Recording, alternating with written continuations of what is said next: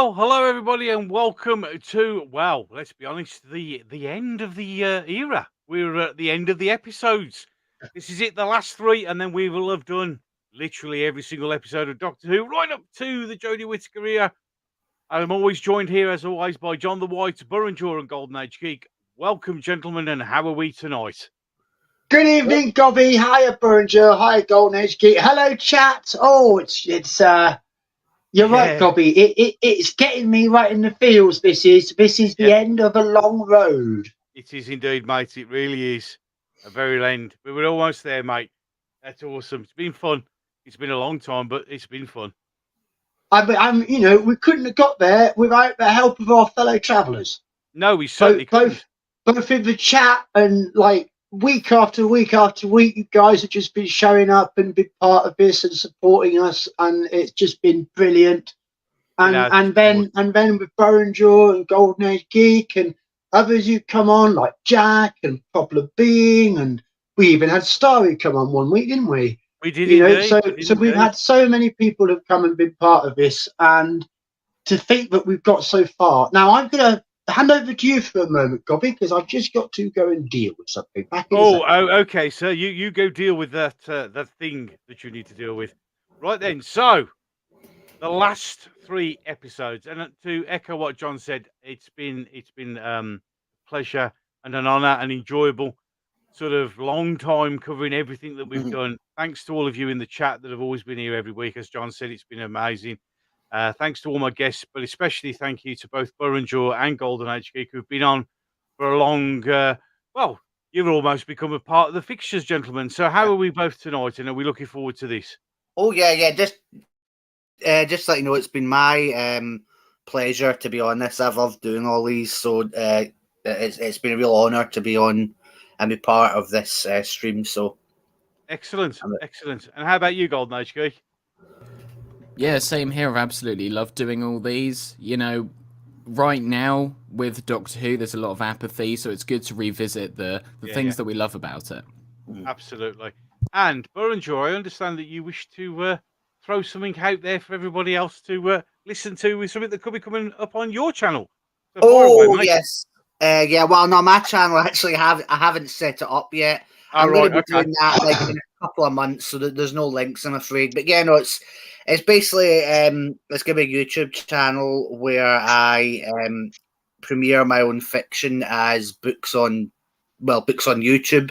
I've got people to illustrate them, actors to read them out, and two of them are going to be Doctor Who stories. Now, these stories, they serve as an alternate sequel to Classic Who, in that they take place in another universe where New Who's not a thing. And New Who's not it's not a multiverse story. There's no New Who in it. It's just basically ignoring New Who. And yeah, the 9th Doctor is based on Dylan Moran, and the 10th Doctor is based on Tim Curry.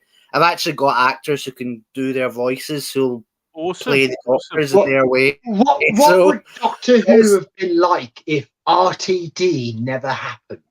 Yes, indeed. Oh, that's a thought experiment we all may want to indulge in a year's time. We'll have to find out. Oh yeah, true.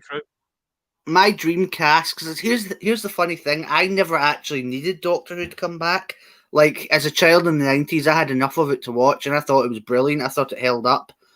But ironically, the only reason I wanted to see it back was because I thought some guys would make a good Doctor, and Tim Curry, based on his performance in Clue. Have you guys ever seen that film? Yes, I have. Yes, brilliant. Yeah, I always thought his performance in that was very like Tom Baker as the Doctor. I thought that he would make a great Tom Baker style Doctor. So yeah, him as the Doctor, Elizabeth Shue as his companion, and John Carpenter producing it. I think that would have been so much a better revival in the 90s. That'd have been awesome. That'd be a yeah, so I'm going to try and relive that. Obviously I can't because, sadly. Can you imagine a John Carpenter cliffhanger? You can see the knife coming in. You guys should watch. There's a John Carpenter movie called Prince of Darkness, which has basically got the same plot as Pyramids of Mars. That's an interesting one. That's a very interesting one. I mean, Prince of Darkness is a genuinely creepy film. Oh yes. But like a lot of Carpenter movies, it was a duffer at the time, and it found its audience later. But I did see it when it came out. I went to see it with my brother. We both enjoyed it. It was creepy as heck. But it's all quantum realities and things, So yeah, I mean, Pyramids of Mars. It is in a way, isn't it? I can see where you're coming from. Yeah. Absolutely. Anywho, we better think about today's mission a bit more. I had to dip away there, but I was just waxing lyrical about what a journey this has all been. And yes, when I think back to when this started and why this started, and the fact that I'm still here talking today is, well, it's somewhat amazing because we didn't know that would be happening when we started doing it. We certainly didn't. In fact, I think in our first episode, I said if we make it to midsummer, it will be a cause of celebration, and we've just passed midsummer. We have, and exactly what you said. And things have looked up for me in the last few months. I'm even starting to think I might get to see Series 14. That'd be fun. Brilliant. But it's all one day at a time. But the thing is, we when we started, we were talking about, should we do it season by season, doctor by doctor? And I would have liked to have done classic season by season, but not knowing how much time there was. Well, this is true. Because I would like to go back and say much more about classic, and maybe Gobby, maybe we will. Maybe we'll go back and revisit, especially the 60s in more detail. Yeah. That would be a cool thing to do. And we're finishing up today with a run through. No, there will not be a Series 11. But next week we're starting off with some big specials, and next week it is all about why we love the Daleks. The Daleks. Oh, yes. And I want everyone's brain on point, and I want you to actually think about something to share. All of you in the chat as well. I want you all to engage with this. I want you all to share something you love about the Daleks next week, because I reckon we can all find enough stuff to love about the Daleks, but nobody has to say the same thing. Yeah. How about now? There's a challenge. I'll be holding you all to that. But as for this week, well, gosh, where are we? If only we had a world enough and time. Oh, there it is. Because we are entering the final 3 stories of Peter Capaldi's run in Doctor Who, and Stephen Moffat also picking up his pen to give us a grand slam finale, and this is where it all starts off. Indeed. So how indeed does World Enough and Time start? Well, it starts bigly. Very bigly. Because we open up, don't we, with the colony ship leaving the black hole. Isn't that the first scene? I'm trying to remember. No, the first scene is the Doctor in the snowy landscape beginning to regenerate.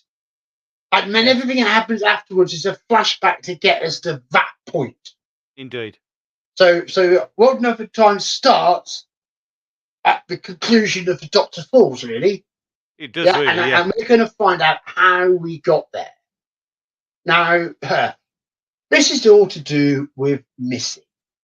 Of course. And the Doctor's inability to shake his belief that she could, in some way, be redeemed. Yeah. So, he can't leave it alone. He can't step away from it. He has to keep badgering at this. It's like he's picking at a wound. Yeah. And because he just can't let it go. And so the latest thing is he comes up with an idea where he could give Missy a test for being good. Yep. And being able to do this is to do what the Doctor loves to do when he's bored and wants to enjoy himself, which is answer a distress call. Yes. Because that's what the Doctor does when he's bored on a Sunday night. He just scans the airwaves, finds a distress ball, sets the TARDIS, and off they go. And it's like their regular thing. You know, Bill and Nard will join up. So he's going to bring Missy along. But this time, he wants Missy to take his role while he monitors inside the TARDIS and eats crisps. So he's having a good go at persuading Bill that they should do this. And Bill thinks he's absolutely mental. Yeah. Yeah, and he tells him straight, she scares the hell out of him. But nevertheless, the Doctor is relentless, and he persuades Bill, okay, over some chips, talking about Time Lords and everything else, and she just gives in, and she realises it's just too damn important to him. So she very reluctantly agrees. Yeah. The next thing we know, they're in the console room, and they're scanning through these different distress sources. This one. No, this one. And they pick one, and the TARDIS materializes on the bridge of a spaceship, but not just any spaceship, an absolutely stinkingly humongous giant cylinder colony spaceship. Absolutely. I can't remember what dimensions they gave them. Wasn't it something like 100 miles across, or something like that? It was massive. Absolutely massive. Massive it was. Clearly big enough to hold an entire civilization. But it's in trouble because it's trying to reverse away from a black hole. Yeah, which is a challenge.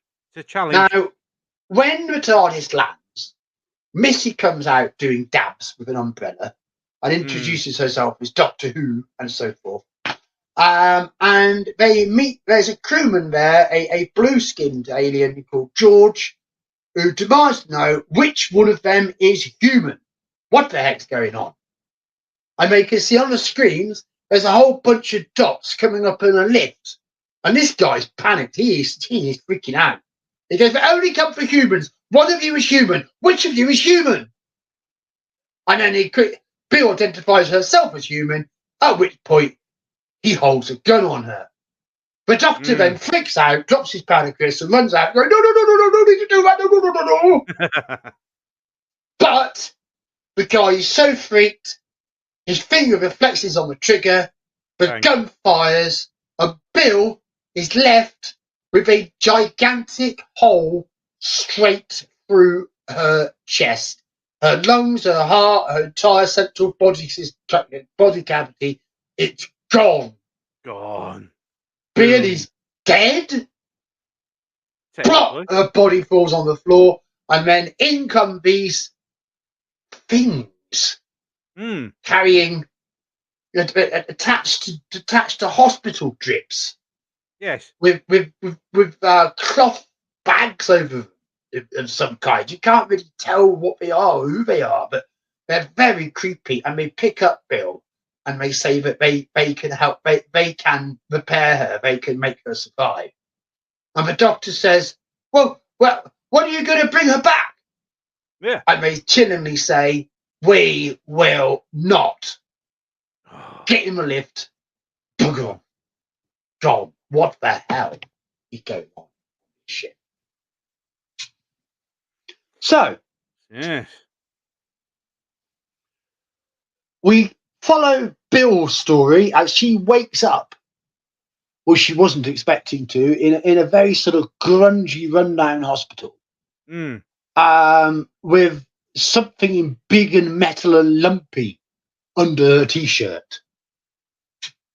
And then she's told that this surgery that she's had, this unit on her chest, is all that's going to keep her alive. Yeah. And she slowly tries to get used to her new situation. And she meets a funny little man called Razor, who explains that he's the caretaker of the hospital, and he kind of takes her under his wing. Yep. And then as time goes on, we start to realise that time itself is the factor here. Because Bill is shocked to see what looks like a still image from the bridge of the Doctor, the Missy and Nardole and George. Yeah. Only for Razor to tell her it's not a still image at all. That's real time. Indeed. Meanwhile, at the other end of the ship, the Doctor is explaining to the rest of them what the hell is going on. Because he's pointing out, look, that's a black hole. Yeah. This is relativity. The ship is trying to move away from the black hole, but because this end of the ship is closer, time moves far slower here. Indeed. So while seconds are passing on the bridge, hours, days, years are passing at the bottom end of the ship, the end of the ship that Bill's at. Yeah. And we also find out that Bill explores the hospital and she discovers there's loads of these weird figures who've had some kind of surgery. And she gets told that they are the future, that they are the ones who are going to ascend. And she also discovers that they're all in the most terrible pain. And the only thing being done about their pain is turning down the volume on their voice receivers. Yep. Pain, pain, pain, pain. The suffering that Bill is surrounded by is immense. But nonetheless, her indefatigable spirit doesn't let her give in. And even though for Bill, years are passing down on the bottom of the ship, she knows one thing: the Doctor is coming, because the Doctor put a psychic command in her mind to wait. She goes. Meanwhile, at the end of the ship, the Doctor's just explained what they're doing. They're in a rush. They're getting him a lift now. Yes. Now. Now. Down, down, down, down, down, down, down, down, down, down, down, down. So, yes, 10 years has passed on the bottom of the ship, but the Doctor, Nardole and Missy are now arrive at it. Yes. But in the course of investigating, Missy is approached by Razor. And in a shock reveal that no one knew coming because it absolutely wasn't spoiled in a trailer, Exactly. Razor rips off his prosthetic face mask and reveals it is the earlier incarnation John Sims Master all along. Yeah. This is a double master story. Oh, the no. like of which the Doctor Who has never seen before. But that's not what's vital right now. What's most vital is finding Bill. Yes. So the Doctor and Nardole explore the hospital and they come across an operating theatre where clearly some kind of cybernetic conversion has been coming on. And they open a cupboard, revealing a brand new factory mint version 1 Cyberman. Uek. Oh dear. This is obviously quite a new Cyberman because it's still integrating its circuit, so it's not as lethal as it might be. So the Doctor decides to risk it and see if he can exploit the Cyberman's memory banks. So he tells the Cyberman, "Could you help us? We're looking for Bill Potts. Can you locate her?" And the Cyberman has no reason to say no. The Cyberman has no reason not to go along with that request. So the Cyberman says, accessing, locating Bill Potts. I am Bill Potts. The Doctor and Nardole are in absolute shock. The Doctor's brain is blown. What the hell has just gone on? How could he have failed Bill this badly? And he turns around and there's Missy. But next to Missy is another figure that really makes both his hearts burn. The Master. And the Master says, we should give this a proper name. Because this isn't just a beginning? No, this is a genesis. The genesis of the Cybermen. And as the episode ends, we turn back to the impressionless face of the Cyberman as it makes our hearts break by intoning, I waited for you. And the camera zooms in through the Cyberman's mesh eyeball, and we see Bill's human eye shed tear. End of episode! And what an episode. Oh my God. What, boys, were we well served by this? Oh, hell yes. Let's find out. Then we'll go to Golden Age Geek. I think it's fair for me to say that I believe this is Capaldi's best episode.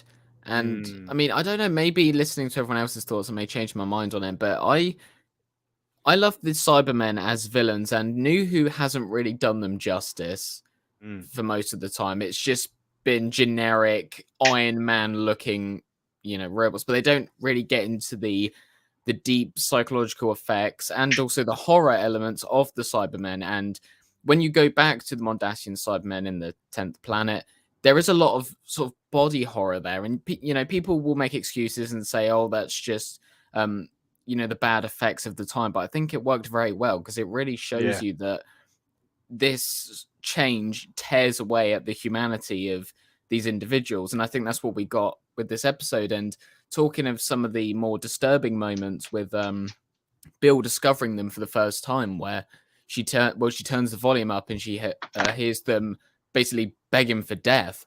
I mean, you only got to imagine what kind of pain they're in, and the idea that they're screaming but no one can hear them because their voice has essentially been turned off. That's very sort of unsettling, because the natural human response to pain is to scream in anger, emit some sort of noise. How do you escape a pain inside your own brain? Yeah. I mean, there is no worse concept of torture than what these beings are going through.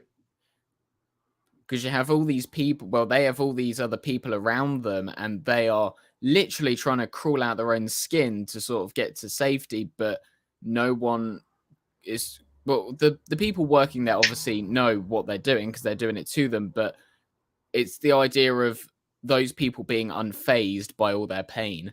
That's just truly rotten. Yeah, absolute sick. It's terrible. And the way that they make use of the time dilation, that was very well done as well. I believe there was an episode of Star Trek, I forget the name of it, the one with Janeway, I forget the name of it.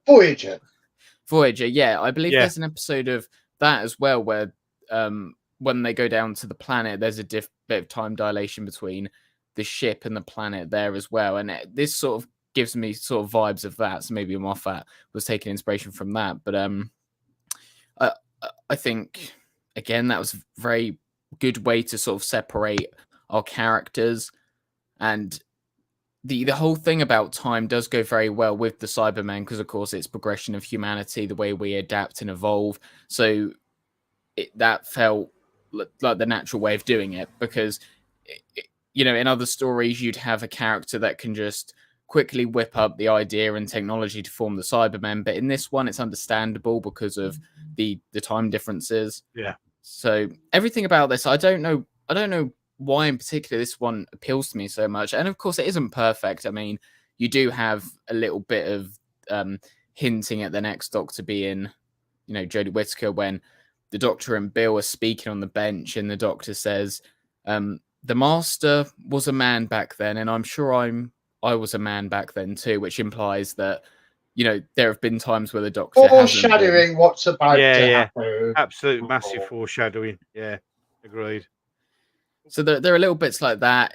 It doesn't really take me out of it too much, But yeah, the thing with Missy referencing current culture with the dab, again, that's cringy. But it's not something I'm going to deduct points away from the episode. Because I mean, if we look to even Eccleston's episodes, that is filled with the Big Brother and the different game shows at that time. So it's just something I look back on and go, like, of course I did that.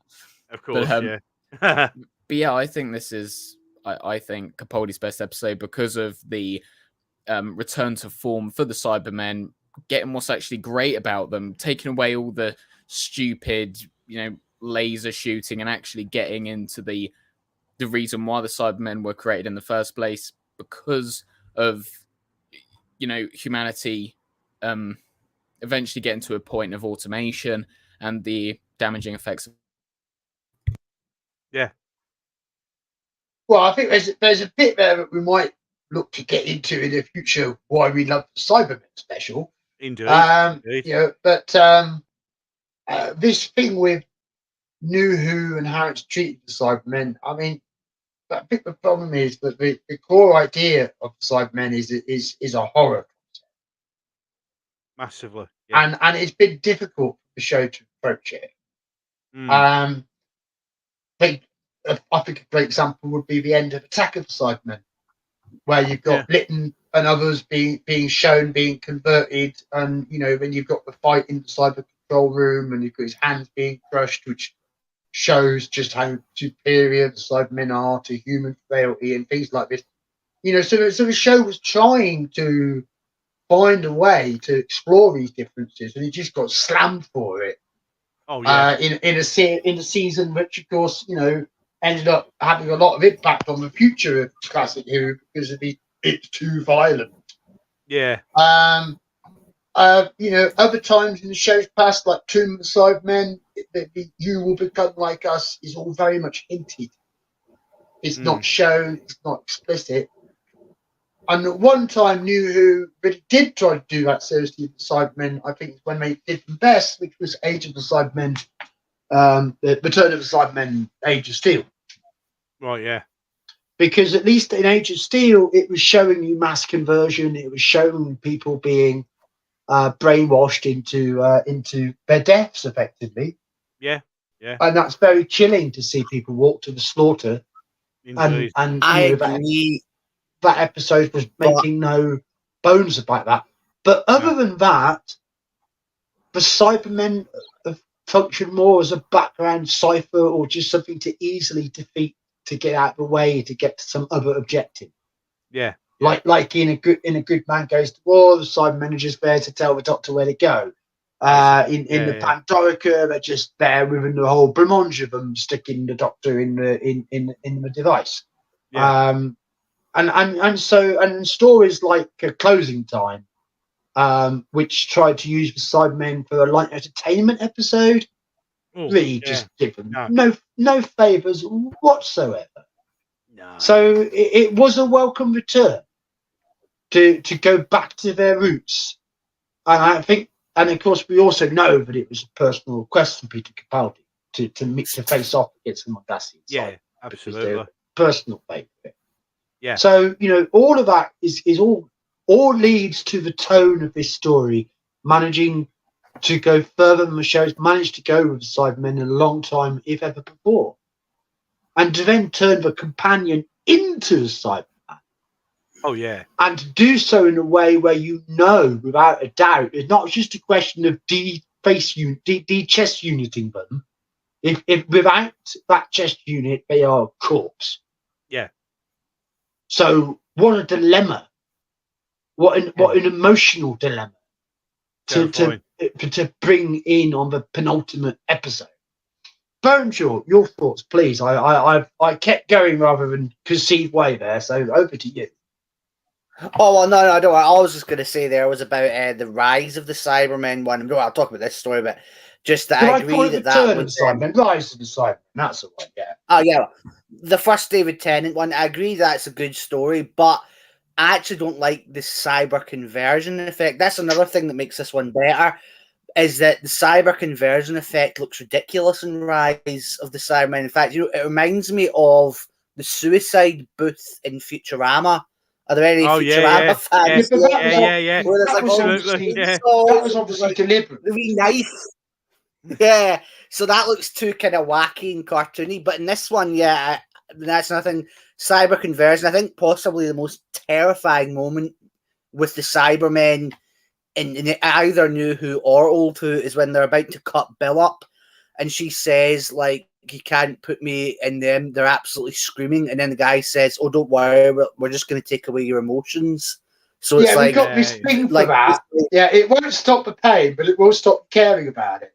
Yeah. Oh, that's horrifying. so frightening. And I even had a bit of a nightmare about that. That's I was like in my 20s. So that's how like terrifying an idea that was. I mean, overall, I agree with pretty much what everyone said here. I think this is an absolute classic episode. It's possibly Capaldi's best. It's either this or Heaven Sent. It's hard to say. And it shows you how great he could be when given darker, more serious material. If only obviously, I wouldn't expect his whole reign to be at this quality, but like along similar lines, because what I like about this one is even though it's a familiar enemy, there is a creeping sense of the unknown. It's like the Doctor, Bill, they've ended up somewhere where they really don't know what's going to happen. The Doctor's really having to wing it. It's not like it's in the comfort of the earth or anything like that. I mean, again, the David Tennant one, even though that was an alternate universe, the fact that I'm not sure always having them invade Earth is such a good idea. I mean, I can understand why, because sometimes it can make it scarier when it's everyday surroundings, but it can also make it feel a bit more cozy, a bit more safe, because there's lots of people around, there's places you can run. If it's some colony world or something, the Cybermen could very well win it. There's no. There's not necessarily going to be a reset button at the end, but that's something which has been explored a lot in Big Finish, hasn't it? They've done these sort of stories with Cybermen taking over planets, and I think it works very well for them. Before Big Finish lost it. I think we should have a look at chat though. Chat's been very busy. Chat has a lot to say. Archie Colin, I've got right up here, copy. I think World Enough is the first black hole story that has addressed how time dilation would actually work in such a situation. Within the confines of Doctor Who, yes. But proper science fiction has always done proper time dilation. Yes, it has. One thing to say about that, just about the black hole idea, I read Steve Moffat, he wasn't inspired by the Star Trek one. Apparently, it was his son. His son was doing some science report, and he read about the time dilation thing, and he just thought, "Oh, that's a good idea." So that's a classic. Funny how inspiration I completely stole this, but I don't want to admit it. So I can say, "Oh, my son told me." Oh, yeah. Maybe. Doesn't have to be true. Yeah. Writers are liars, darling. Never forget. No. Yes. A massive cigar metaphor. Let's take Rosebery West on a distress call. That's a good idea, says Matthew Pounder. Sadako wishes the opening had been less flippant and self-indulgent. Oh, actually, so last thing I wanted to say, just in agreeing with those two comments, whilst this one is a classic, I so wish Missy had not been in it. I mean, not just because I despise the character, but because all her bits are crap. I mean, the zany humour, Doctor Who is really annoying. And I mean, I mentioned this in the last video, the Doctor thinking he can redeem the Master, and worse, comparing the Master's victims to Bacon. That's what he does. He compares Nissa's entire home planet. He compares, Tegan's auntie. He compares them all to Bacon in it. Yes, he does actually do that. We can rebuild these. So I was going to say, think how good this series would have been if there'd been no Master since the end of time, and this had been John Sim coming back. That would be so much better, and they hadn't spoiled it. That would be on a par with it. You may well have something there. You may well have something. We can rebuild her for 6 million cyber bill. Yeah. That's Sir Martin Collins. Sadako, that unit was unnerving. Pain. I think that will stay with me for a while, and that just shows that is effective writing. That's very effective. Whatever stays with you is done very well. John Sims doing his Zathras impersonation, says Matthew Poundy. Absolutely, straight out of Babylon 5. Yeah, absolutely. Sadako sees a tragedy in it all, noting that civilizations will always decline into hellish ones. Yes. And he also says, I think he's referring to the Bill reveal scene here. I only saw it coming once that particular scene got going. Yeah, I can't claim that one. As soon as I saw the lumpy chest, I knew where it was going. I am the master. Allow me to introduce myself. Ta-da. Quite good, isn't it? Owes a lot to spare parts. Should we talk about this? Was this a spare parts rip-off? Is anyone on the panel not familiar with spare parts? I know spare parts. Is it a rip-off? I've listened to it like once years ago. Spare parts. It was a good story, but I wouldn't. It's the same idea, but I don't think it really follows the same plot. To be honest, there's no master for one thing. No, there's bits of it you can see where it comes from spare parts. I think spare parts would need a top-to-bottom rewrite before it could actually appear on television.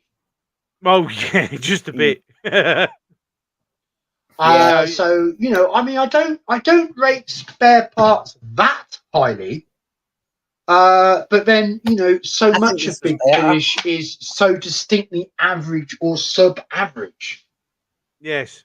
And one thing that really gets me about Big Finish, and I've soaped this box before, but let's soap it again, is you can't go on their website and go, I want to see a top 10 best-selling Doctor Who story. This is true. There's no interaction. None whatsoever. If the audience was allowed to feed back and actually rate what they put out, it would be so much easier to know what to buy. Well, it would help, wouldn't it? Ironically, spare parts has got a reputation it's got because it's one of the few Big Finishes which definitely is worth buying. Yeah, absolutely. But it is the Can I just go? Go on, yeah. Can I say about Big Finish? I've always thought Jubilee was the biggest load of overrated shit. I don't get why everyone goes on about Jubilee being so great. I think it undermines. I think it's a travesty to the Daleks. I just don't get why everyone likes Jubilee. I remember I listened to that with my. Sorry, Jubilee, of course, is the Colin Baker Dalek story that preceded Dalek in season 1, and in some ways seen as a template for Robin Sherman's story that appeared on screen. There's probably something in all that.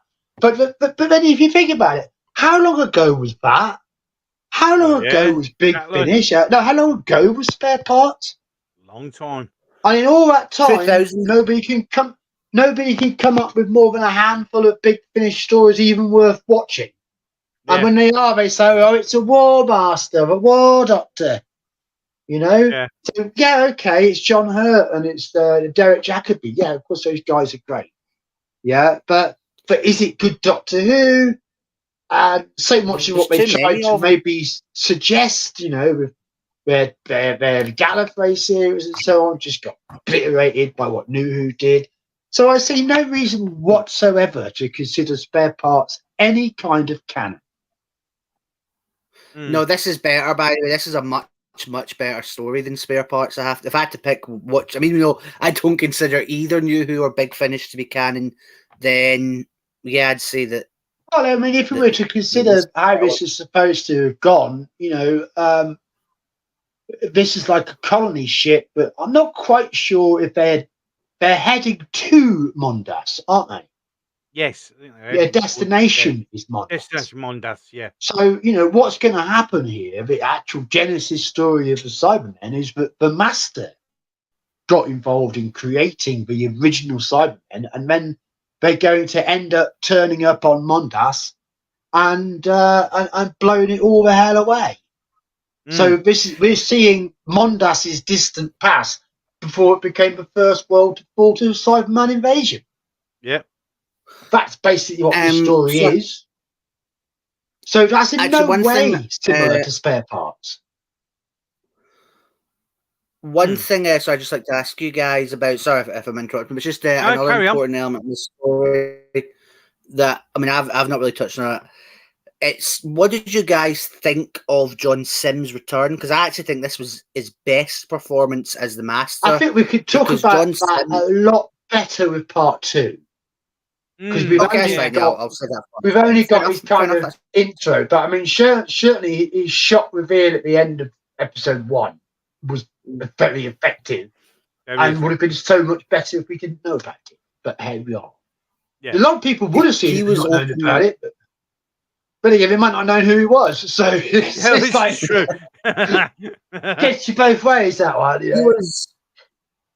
He was openly hostile to the material that he got during the Russell T Davies era, so we'll talk a bit about that, because this seems to be more how he wanted to play the Master from the start. Well, let's talk about that now. We could talk about how John Sims felt about the RTD material.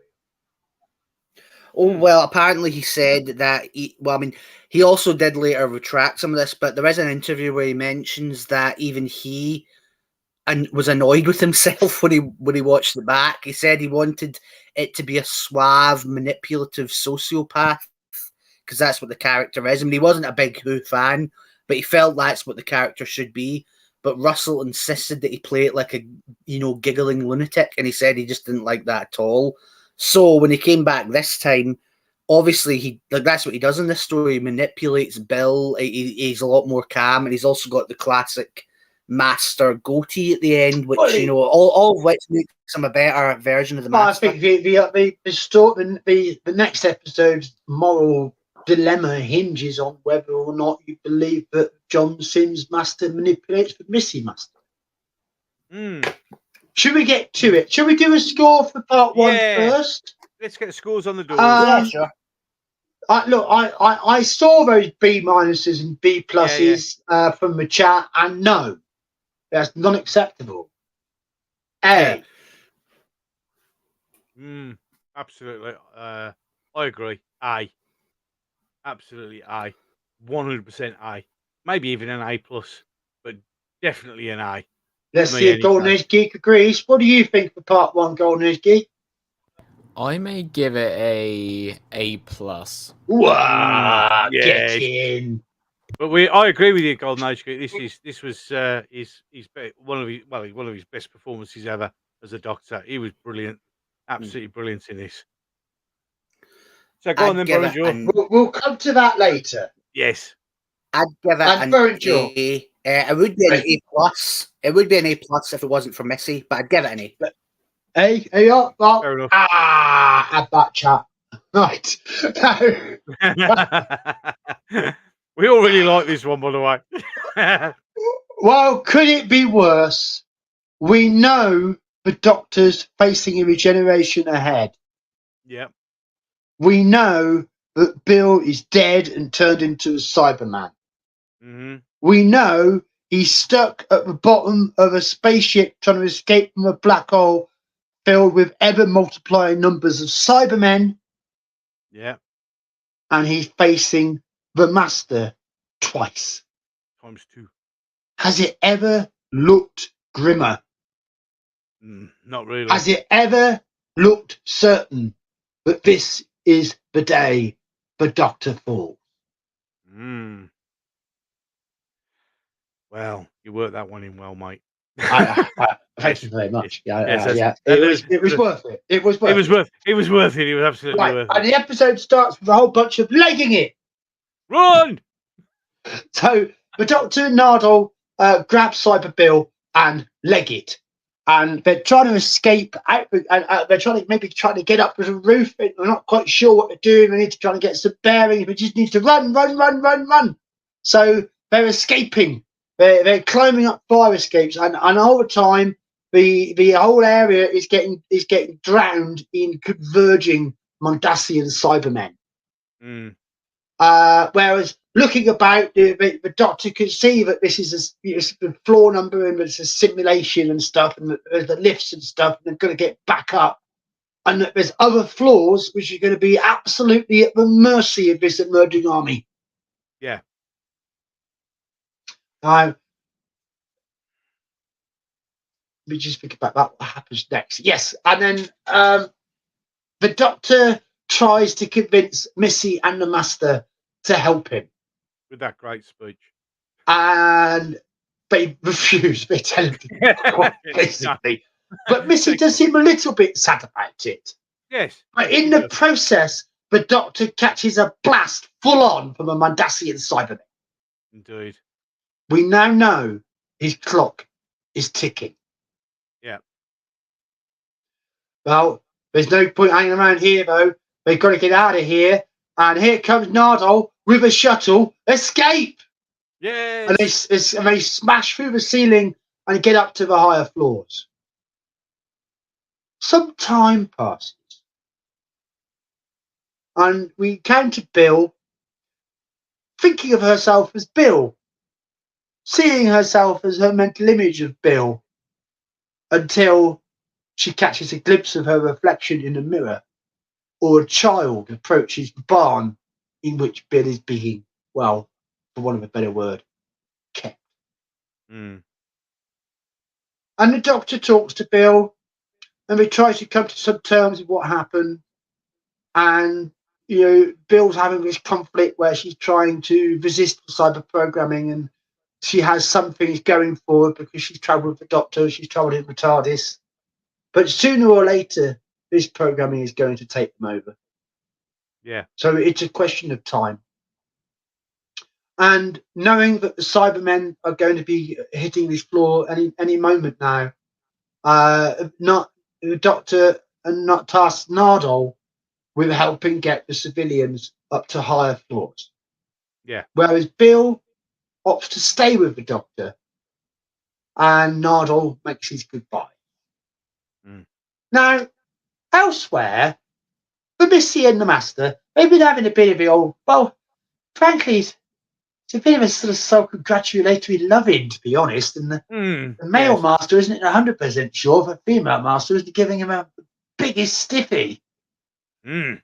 And but they can see the situation, and they also need to make sure that they don't get wrapped up in the oncoming cyber apocalypse. While, of course, secretly they're kind of thinking they can take the whole advantage of the whole thing and turn the Cybermen into their private army. Yeah. But the Doctor makes an impassioned attempt to persuade them to do the right thing. Huh. Because it's decent, because it's right, yep, and all of that. But once again, they reject him and walk away. Oh, John However, brilliant. However, yes, something about the Doctor's word seems to be resonating inside Missy. Mm. And when the Master and Missy come up to a lift with which they're going to travel back to the original Master's TARDIS and make their departure, yep. Missy double crosses the Master and shoots him. But he shoots back in return. Damn it. So while the Master staggers backwards into the lift and is thrust catapulted down into the bowels of the spaceship, where presumably he will regenerate into Missy and escape. Yep. Missy, her regeneration apparently blocked, lies down and dies. Mm. Meanwhile, the Cybermen have arrived in force, and the Doctor's fighting them off like never before. And he's turned the whole floor of this floor of the spaceship into a whole bunch of mines, which he can set off with his sonic. So he's blowing up Cybermen left, right, and centre. But they keep closing in and closing in and closing in, and there's more and more and more. Boom, boom, boom. The Doctor's taking him out. He's running. He's fighting like never before. But bam! He takes a hit. Boom, boom, bam! He takes another hit. Boom, boom, he takes another hit. He can't take any more. Bang! The whole floor blows up.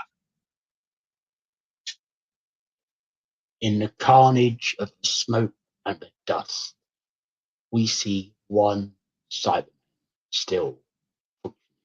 One Cyberman carrying the Doctor's body in her arms, because this is Bill. And it all seems over for Bill. She's knackered, her systems are done in, and she hasn't got energy to keep fighting anymore, and she also collapses. But she is not alone, because Heather, the puddle girl from the pilot, had never stopped watching over Bill. And as Bill's life comes to an end, Heather arrives and transforms Bill into a water creature like herself. Yeah. And the two of them take the Doctor back to the TARDIS and set it in flight before they make their exit. And the next thing we know, the Doctor awakens in the TARDIS as his regeneration process is happening, but he attempts to stop it and staggers out of the TARDIS into a now familiar snowy landscape where he is greeted by, in a shock twist, the first Doctor. Right. So how did the finale go? Who did we ask first last time? Golden Age Geek, wasn't it? Yes. Burjaw, your chance to weigh in on how well this whole Master Missy thing worked. Well, yeah. Evil laughing, oh my word. Yeah, very evil laugh that was. Okay, well, to be honest, sadly, well, this is not a bad finale by any means. It's not as good as the first part.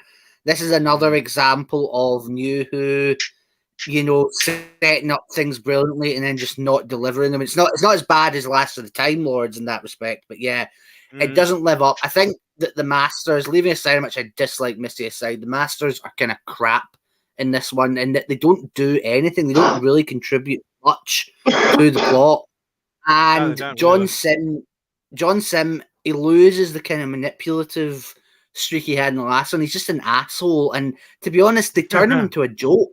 I mean, Stephen Moffat, right? Part of why I despise Missy so much is Stephen Moffat has always made it clear he hates the Master. He didn't bring him back in the entirety of the Matt Smith era. The only reason he brought him back was so that he could set up the female Doctor bullshit. Which, by the way, gets a cringe-inducing foreshadowing in this one. There's that bit where the Master says, "Is it going to be all girl?" And then the Doctor goes, "We can only hope." We can only hope. Not only that, Jesus. but also the Sims Master is messing about with mascara and stuff in when he's in Missy's company. Yeah, isn't he? So he's sort of becoming a bit more feminized. Sort of looking forward to becoming a woman, sort of thing. Is what it's kind of got us there. He asks Bill if he can borrow her bra as well. I mean, it's so lame. I mean, that's what I'm saying. Stephen Moffat hated the Master, and so basically, what he did was he then, when forced to do it, recycled his River Song bollocks for Missy. And now, when he decided to bring John Sim back, he lets him be menacing for one episode, and then just turns him into quite a lame character that does nothing here. And also, the final bit that everyone loves, where he shoots Missy, I think that's a crap ending to the character because, the Master would never do that. Remember, his whole thing is he's a coward. He's willing to sacrifice, billions of worlds to save himself. So it's completely out of character. But apart from the Master stuff, which is shit, the Cyberman stuff is reasonably well done here. I don't like the return of the Sugar Babe Cybermen. I wish they'd, just used the Mondasians for it. But... apart from that, the Cyberman stuff's reasonable. I would have adored it if they could have had at least a stage where they'd evolved into Earthshock Cybermen. Yeah. Yes, I know that's another thing annoying. If they could have brought some Earthshock costumes back just for this one, that would have been awesome. Or Invasion era, I would love to see the Invasion or the Tomb. Yeah. I would love to have seen the Tomb Cybermen. And also, I will say another actually one area this fucks up. It's typical New Who. I've always said, sorry if I'm going on a bit here, I've always said the Fitzroy crowd, their problem, right? Despite what everyone says, like stupid, honest trailers, but they're just nerds who love Doctor Who. No, they fucking weren't. I think that they liked Doctor Who when they were younger, but honestly, I don't think they've bothered watching it in 20 years. I mean, there's an interview with Chris Chibnall from 2012 where he openly admits he's not watched a second of Classic Who since it finished. And I doubt that changed in the years in between. And yet, and in this case, we see that because Stephen Moffat cleverly thought he was trying to fix the plot hole in Classic Who that the Cybermen, come from two different worlds, Telos and Mondas. And that's supposedly explained in this, where the Doctor says they evolved on billions of different planets around the universe.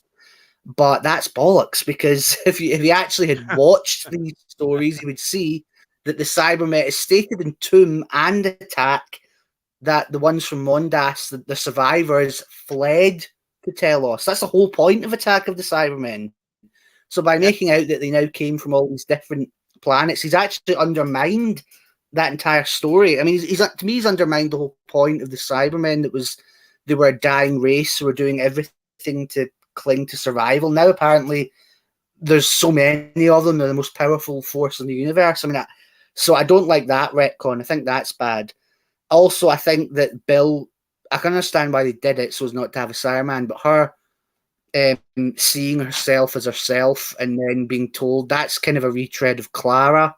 Remember when she was a Dalek and she saw herself? Yeah. So, but overall, I mean, yeah, it's at least an exciting episode, and Peter Capaldi does have some great moments in it.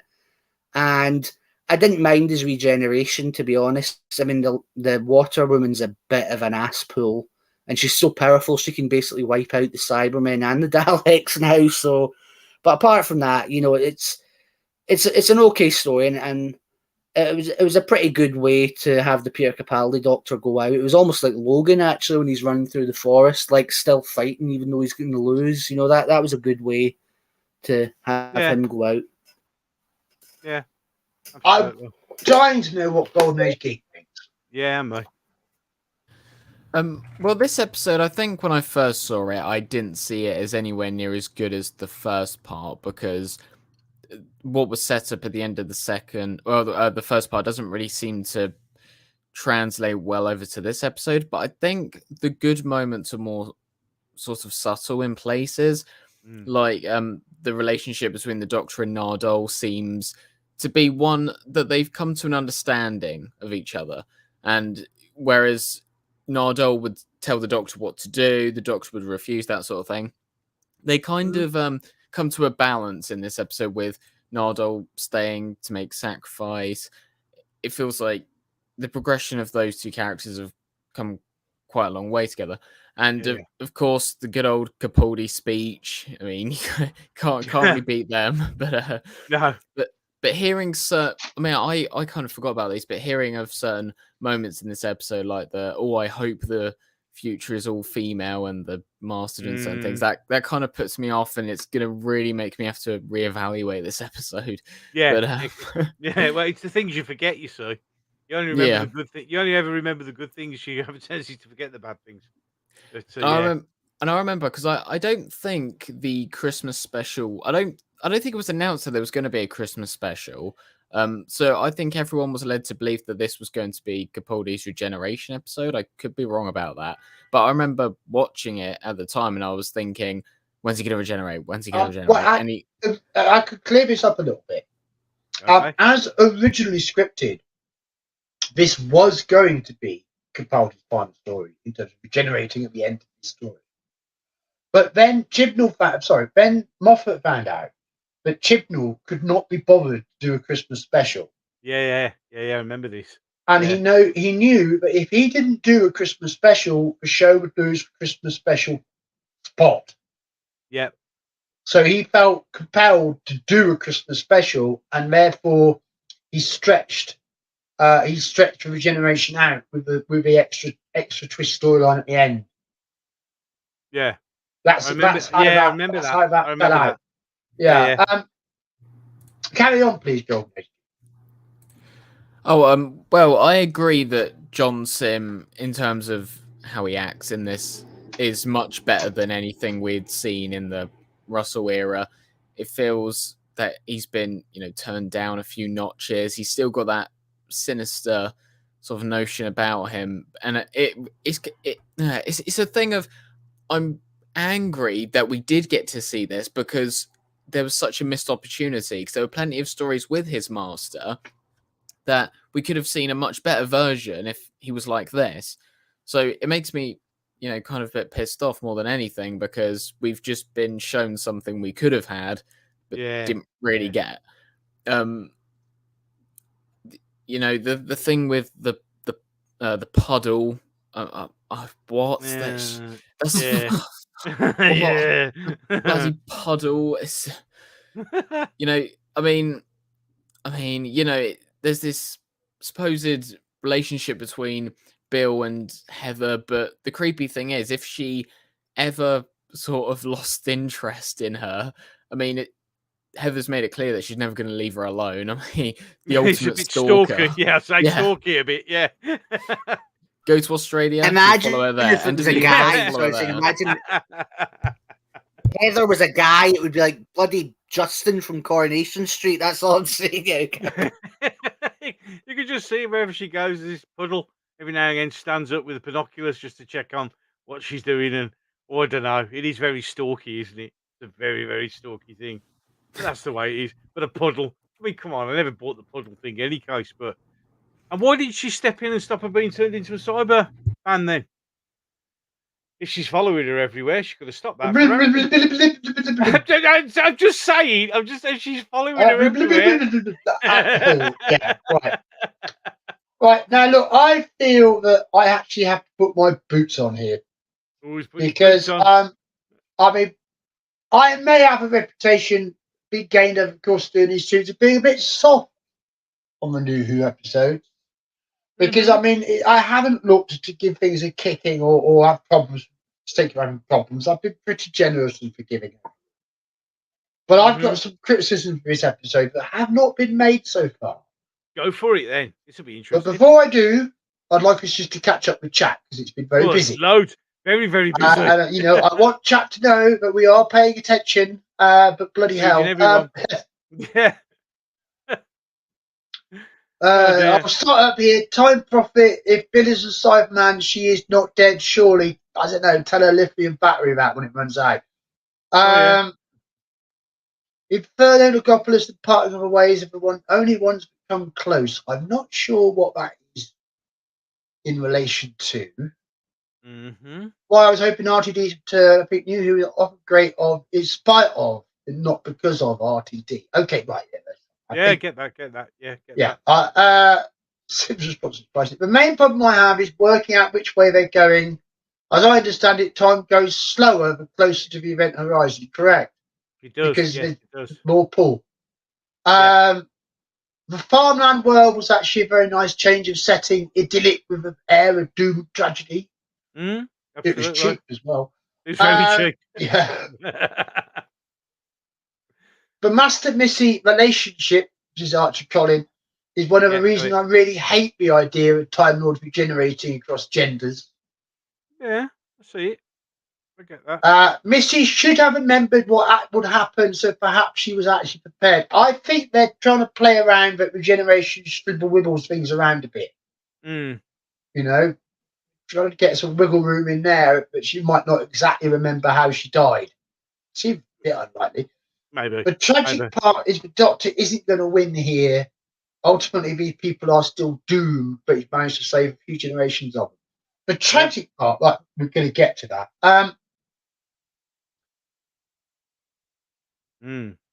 So Archie Collins, so both Capaldi's companions are now dead and running around the universe with their lesbian lovers. This is correct. Very true. Very true. Yeah. A TARDIS spider. I know the happy endings usually don't work, but to me, Bill's end is perfect. Well, I mean, it's going to get some. It's going to get some stick, TARDIS spider, because it's very much, you know, pull a magic solution out your backside. I think is how a lot of people take it. But Bill having a good ending is not a problem. No. And, you know, I certainly think that after what she's been through, she needed some kind of good ending. Oh, yeah. Yeah. But perhaps the point is not to have done that to her and then expect us to accept a good ending when you've been killed, turned into a Cyberman. Yeah. So it seemed like undoing any dramatic tension from killing her in the first place. So I think there is actually a follow-up. I don't know if anyone here has seen it, to Bill and the Water Girls relationship. Stephen Moffat. It was during Doctor Who lockdown. No, this is so cringe. During Doctor Who lockdown, he did. I know you're making me cringe. I'm cringing. I can actually feel my skin crawling as you're talking to this. It's Bill and Nardole message each other, and Bill, it's like they've apparently broken up, but they'll get back together. And then Bill tells Nardole about George Floyd and about how not all Cybermen have helmets and how the world is going to stand up to it now. No, stop it. Flashbacks. I can torture you guys with this. You are already torturing us. Stop. What's more cringing just is a guy in his 60s wrote that. I mean, a guy in his 60s wrote that, and it sounds like something a first-year political student would write. That's what's so cringy about it. Oh, it was horrible. Let's get back to chat comments. I've got Sadako here. I must say, when Sims Master was taunting Cyber Bill, it would have been better if Capaldi had punched him. Yeah, straight in the face. If you're going to punch anyone, punch the Master. I could get behind that. Yes. I find the upgrade Cybermen it confers the Cybermen are growing their technology. Obviously, because it is the idea. It also meant we didn't have to get the Mondasian Cybermen costumes on location. Yes, exactly. I think this has got a lot more to do with these. Yes, it's more a budgetary response there on there, anything else. Oh. All right. Well, let's talk about how I feel Go for it. about this story. Look, there's a number of problems with it. Number one, Nardole. Yeah. From the introduction of Nardole as a character, been waiting for a Nardole moment. Yeah. I see what you mean. And Nardole is presented as being a rebuilt combat cyborg who can threaten to beat up anything credibly. But we are never allowed to see that. Yeah. And I think that's a massive missed opportunity just to have Nardole beat up a Cyberman and to show, and it would have solidified his character so much more, but he could show that side of himself, which we've not been allowed to see. So I don't understand why that didn't happen. Instead, we kind of got this very ham-fisted romance. Yeah. Secondly, the action starts right at the heart of everything with this story, but shifts away from that as quickly as possible. Mm-hmm. It would have been so much better if the Master was disguising himself as Razor to maybe feed the Mondasians the ideas that would doom them. Yes. And he's in control and he's steering it and he wants to hijack the Genesis Cybermen for his own army. And that's a clear goal. You know, what was the Master even spending 10 years down there for anyway?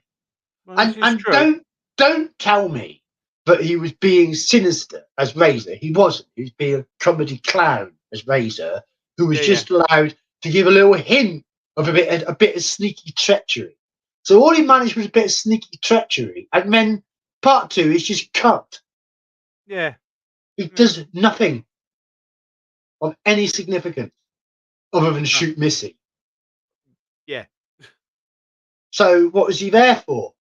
To get us to watch? Sorry, Moffat, that don't cut it for me. Big black mark there. Just total waste of the Sims Master. And then, you know, why move this action out to this idyllic place? Like you were saying, we're going to wait around for ages and we're going to fight an absolutely doomed battle to try to save these people from as long as possible from the Cybermen. Well, it only ends one way. It ends up with everyone dead. Yep. There's no answer in this plot. There is no solution to the Cybermen problem other than, kill as many as I can before I'm killed. That's the Doctor's plan. He leaves the centre of the action to come up to this other floor and spend weeks, and he has no plan. Why didn't they go and get everybody from all the floors and get them all down to the bottom floor to beat the Cybermen up before they get power? Yeah, there's a definite hole there. Well, that would be an actual solution. Yes, indeed. All right. And then the Missy thing, look, as a way to finally kill the Master forever, which, given how Moffat doesn't like the Master was maybe what he was going for. It seemed to be aiming that way, didn't it? I think the Master killing himself is kind of cute. Mm. But being as we know what happened next and that none of it meant anything, its value is massively diminished. Sadly, yeah. Sadly. And then we've got Bill. Now, I mean, I liked it that the show took risks to kill the companion and put the companion through the ring. I did. I liked that. Yeah. I liked the conclusion to part one and everything that implied. What I didn't like was that what happened to Bill in terms of becoming a Cyberman was exactly the same as what happened to Danny Pink. Yeah. And what happened to Bill in terms of going off and becoming a Puddle Girl's eternal companion is exactly what happened to Clark. Yep. So originality, absolutely 0 point. Absolutely. On top of which, World Enough in Time was banned from the 2020 lockdowns because of the whole Black Lives Matter thing happened to be happening at the time. Yeah. And it was considered that an episode where the black companion gets shot in the chest within the first few minutes was in bad taste. Oh, of course. And maybe it is. Maybe there's something the show shouldn't have ever done.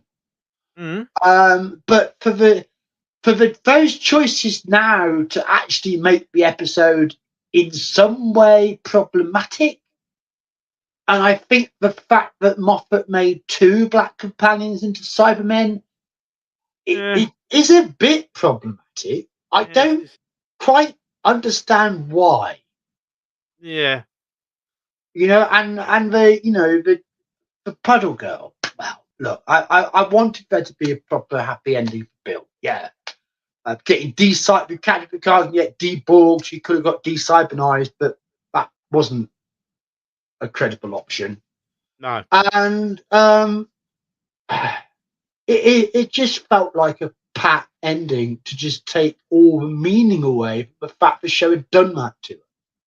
Yeah. I think I would have respected Bill a lot more if Bill was allowed as a character to experience the full ramifications of that character growth. Yeah. But instead it was just reset. So let's just say that none of this happened and you just went off with Heather in part 1. What's the difference? There you go, problem solved. So, and then also the Cybermen evolving thing. No, actually. I mean, I got it as an idea, as a way of showing how much time was passing on the bottom. But it completely undermines the premise of the episode, which is that this ship is going to end up at Mondas and create the cyber civilization.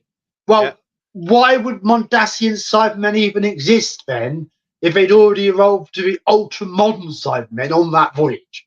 Good point. Rubbish. Yeah, exactly. Rubbish. Proof New Who doesn't take place in the same universe as the original one. It can't even take its own. Its part 2 can't even take part 1 seriously. Yeah. So Indeed. It has the setup of a wonderful Cyberman story. Yeah. It delivers a pointless shooting gallery. Yeah. And although we can't chalk this one up to a Cyberman victory, because nothing anyone does anything to prevent that. Yeah, it's true. So I think I might just have given that episode a bit of a torching. Absolutely. And I love part 1. I really do. I think part 1's fantastic. But part 2, I'm going to go for a mark now, I think. Part 2, I cannot be more charitable than a C. C. And I stress charitable. Yeah. The second part really did let down the first part, let's be honest. The first part set up something that could have been awesome. And then the second part came, and it's classic New Who style, isn't it? We get this great setup, and then it just peters into nothing. So I'll give it a C- because it was such a letdown. It was such a letdown. Colin, but the bottom decks we've been moving so slowly, they've normally compared to the higher ones. Yes, but if everybody went to the bottom deck, they'd all be in the same relativity. And it wouldn't matter if the ship travelling away from the black hole anyway. Yeah. I mean, have no Cybermen. That's true. It's true. But yeah, so now I think C- for me. I was very disappointed. And I was expecting a lot more.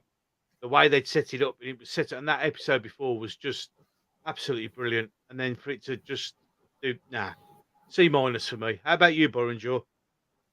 Well, I'm going to be slightly more charitable and give it a B, only because I think Peter Capaldi, after being dicked about so much, was given at least a decent final, battle with the Cybermen, villains that he wanted to fight. So, also, not just that, the Cybermen themselves, as you guys have pointed out in the previous one, have been really badly trashed in New Who. And to be honest, even the later years of Classic Who, like the Raston Warrior robot killing hordes of them, the Cybermen, for some reason, have always been really badly treated.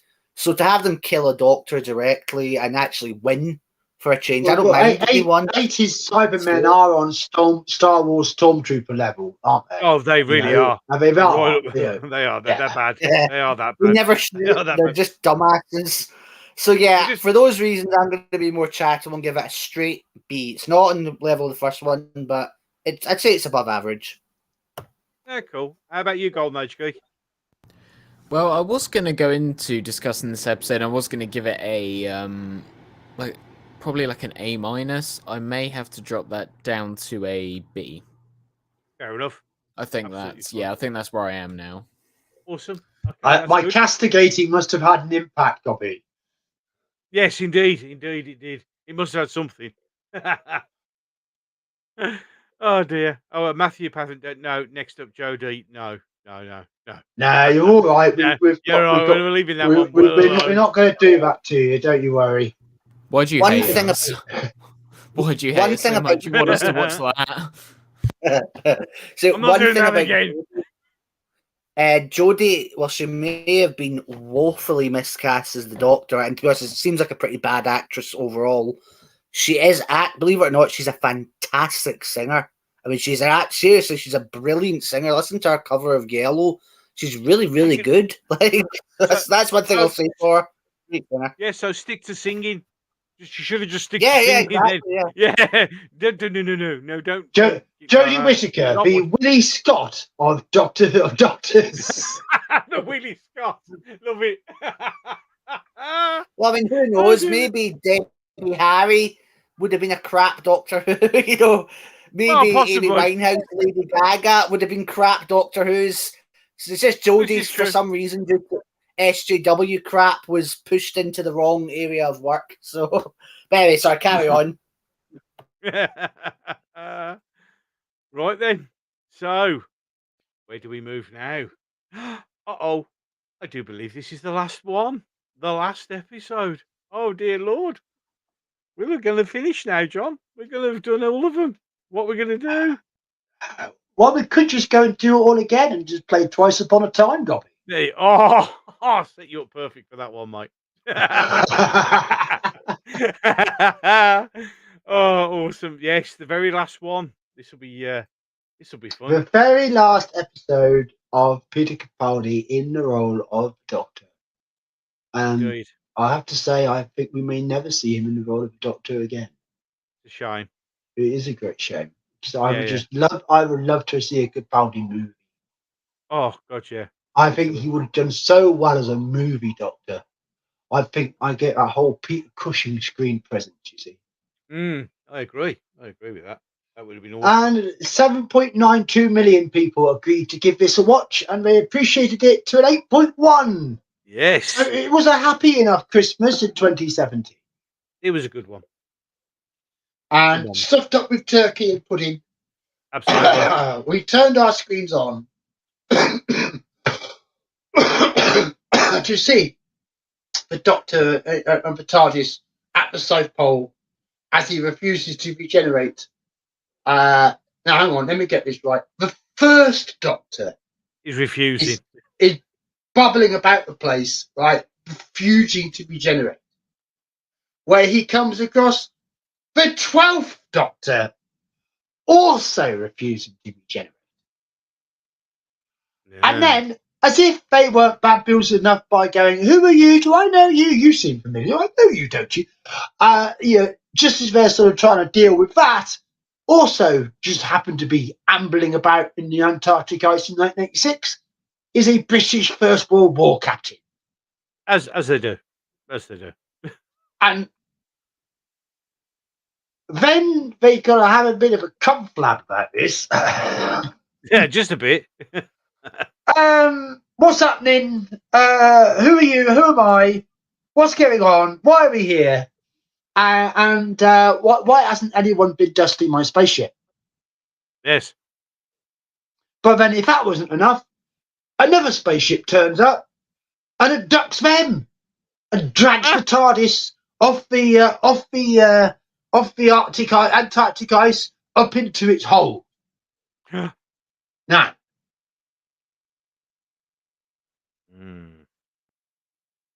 when they are in this spaceship, it's a bit like the library, in that there's a similar sort of technology going on. Yeah. And there's all this identity software and all people who've passed away. And in doing so, they managed to recreate Bill Potts. Yes. And then they go, right, time to escape. And so they just as the first Doctor has his brain absolutely blown by seeing the life of the 12th Doctor flashed in front of his eyes and go, bloody hell, I did what? Yeah, I was just trying to make sense of all that. They escape back to the first Doctor's TARDIS. Yes. Where they flee to the planet of Villangar. Yes. Because the Doctor needs to find out who this lot are and how to beat them. And to do that, he needs to access the most powerful repository of knowledge in the universe. Also known as Rusty, the Dalek from Into the Dalek, who strictly is persuaded not to kill the Doctor and enables him to have the information he requires, while Bill and the first Doctor loiter around in some ruins, not really fully aware that they're full of shellless Daleks scuttling about the place, because Rusty's been killing any of his own kind that's anywhere near him. Shit. Oh, well, I don't know what I'll do, says the 12th Doctor, because he realises that there's nothing evil going on at all. Nope. They just extract people when they die and archive their memories. That's it. Yeah. So the 12th Doctor, I don't know what to do with it. It's not an evil plot. Yeah, there's nothing to do. So I decided to chill out instead. Yeah, why not? And the Doctor returns the captain to his correct timeline, which just happens to be just before the Christmas armistice truce, where Germans and British played football on Christmas Day during the First World War. I'm watching this heart-wrenching moment of humanity in the middle of horror. The first and 12th Doctors come to terms with their relative fate. Yeah. The first Doctor prepares to regenerate and returns to his TARDIS to do so. Well, he's going to return to the South Pole in 1986. Then Ben and Polly are going to walk in and find him on the floor, and if anything transformed back, power of dark. That's how that's going to go. So we know his destiny. Yes. But it's the 12th Doctor who now must face his end. The Doctor, weary of all those lifetimes he spent battling to keep the universe in one piece, and feeling that maybe this time it's time to let go and let it all go. And so the Doctor, feeling that regeneration coming now and he can't stave it off anymore, wanders around the central rotunda of the TARDIS, having said goodbye to some kind of hallucination of Bernard or earlier. And as he wanders around, gives a lovely speech. We ends up very poignant line. Doctor, I let you go. I think there was a power cut and the screen went dark. And I can't remember. I couldn't do anything about it. No, I can't remember what happened. Look, frankly, endings could go on a bit long, don't you think? Yeah. After all that, after 36 seasons of Doctor Who, all of which we've talked about in depth, I get finally time to admit that the program was. Yeah. And I've got to admit, it was a power cut. It was only for a few minutes, but I never bothered to go back because, it was clear how it's going to end. There was no need to see. So that's why Doctor Who ended in 2017 and Peter Capaldi was the last actor. Yes, agreed. That was the end. Right then, gentlemen, comments. Oh, let's go Golden Age Geek first. Well, I don't know how everyone else feels about this episode, but I think it's a steaming piece of dog shit. I fucking hate this episode. Come on, give it straight now. Yeah. You carry on sitting on that fence. I hate this episode. I despise it. It's just the first Doctor running around with the 12th Doctor who's just there to tell him that he's of the past. He is saying all the wrong things. They make the first Doctor this big sort of misogynist, even though all the lines which they repeat in this episode from the classic era completely taken out of context, and they're made to seem as if this guy is a sorry. Can I just interrupt for just a moment? Time profit. John the White, Doctor Who ended in 1989. Really? Is that what you think? I say that's absolute nonsense. Doctor Who ended in 1981 when Tom Baker's ass hit the deck. Anything else is giving way to softness or weakness and, I dare say, heresy. Over to you, Dr. Carry on. I just absolutely despise this episode. As I say, all the just messaging, and here's what I think it is, right? It's kind of worse if you view it in the perspective of the first Doctor is saying all these things again, taken out of context. They make, I think he brings it up that Polly hasn't been dusting around this place. We may have to give her a smacked bottom, like that. Anyone who's seen classic era, that was said to Susan because I believe it was in the Dalek Invasion of Earth. She was going off. She was going into danger, and the first Doctor wanted her out of the danger, but she kept on just being nosy and kept on going into it. So he said, "Child, you're going to need a smacked bottom." So that's how. Not just any old smack bottom. It was a jolly good smack bottom. I was going to say jolly good smacked bottom. There's a difference. Jolly good one. Yeah. It's not like the Doctor was out here twatting every woman he saw. The Doctor, also known as Trump. The misogynist. The all-powerful pussy grabber. Oh, dear Lord. I suppose some redeeming things I could say about this are the speech at the end, although I do think that it gets to a certain point where he should have stopped. It keeps on going and going. I think what they should have ended the speech with was when he says, I suppose one more lifetime wouldn't kill anyone, well, except for me. I think that would have been a good way to go out, perhaps, instead of going on, I don't want to eat pears again. They're disgusting. I hate pears. And just shut up. Shut up. Just shut up. It's the first regeneration. Will you just go ahead and die? Please just shut up. Get on with it. And I mean, I know in Heaven Sent we sort of explored this as well, because when we see into the Doctor's mind, but I do very question this particular Doctor because he always seems to be, of course, he's talking to us, the audience, but if you view it from, this guy, if you remove the music and you take away from the equation, he's literally just talking to himself for about 10 minutes about pears and, that's just what I really don't like this episode. I really don't. it takes everything from Doctor Who's past, what should have really been a celebration, because even though I don't like where we went after this episode, it was like a big landmark, so they're sort of reflecting, and of course you have the circle complete with the 1st and 12th Doctor, so it should have been more of a celebration, but it felt more like an analysing and critique of everything that we'd got previously. And when it was like the 1st Doctor had to have 2 or 3 good kicks in the nuts, because it's the only if that character could get 2 or 3 really good kicks in the nuts will it be possible to actually show him to us again. I mean, if you think about the dusting line, I mean, I always got the impression that whenever I dust anything in the TARDIS, it was magic.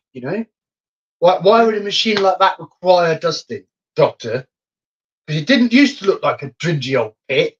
No. That was a New Who thing. It was. And I mean, okay, the Doctor did dust the TARDIS console, but he did it himself. Well, after the 5th Doctor, of course. But I mean, he was more polishing his handiwork more than cleaning up the dust. So that just line just didn't sit at all. But also, the 1st Doctor wouldn't have gone along with laughing at a joke about aren't all ladies made of glass. Yeah. I mean, he wasn't a overtly sexist figure in any way at all. I mean, he was a progressive figure. But I think the difference is that, certainly, especially in the Hartnell years, you had Ian, and then you had Stephen, and their function, and of course at Ben, you had Ben, and then Jamie, and those characters' functions were firstly to do with fisticuffs, but also to be protectors. And the Doctor shared their protective instincts, even though they were better at physical protectors, perhaps. If the Doctor wasn't shown as such a physical character, everyone shared the protective instinct. So there was an instinct to protect Barbara, to protect Susan, to protect Vicky. Because that's what that is to do with, the way that society viewed the masculine role. But it wasn't done it wasn't a sexist, patriarchal way. Even if you could argue that maybe there's a couple of lines or a couple of situations that raise questions in classic, but overwhelmingly the show was showing a progressive role for women all the time. So to treat the 1st Doctor's character like that, it was offensive. It was very offensive. And I won't pretend it wasn't, because I was offended when I was watching it. It didn't ruin the episode for me, but it made me groan. And I knew why it was in the script, and it sucked. Yeah. As to the story, well, I mean, I didn't mind contriving a way to bring Pearl Mackie back for one more episode. I didn't mind the emotional send-off part to it. Moffat struggled with the plots for his Christmas stories near the end. Yeah. Dr. Mysterioso and Mendes. Yeah. Because, as he's put it out, it didn't have a villain. Yeah. As far as it goes, doesn't need one. It's a character study, really. Yeah.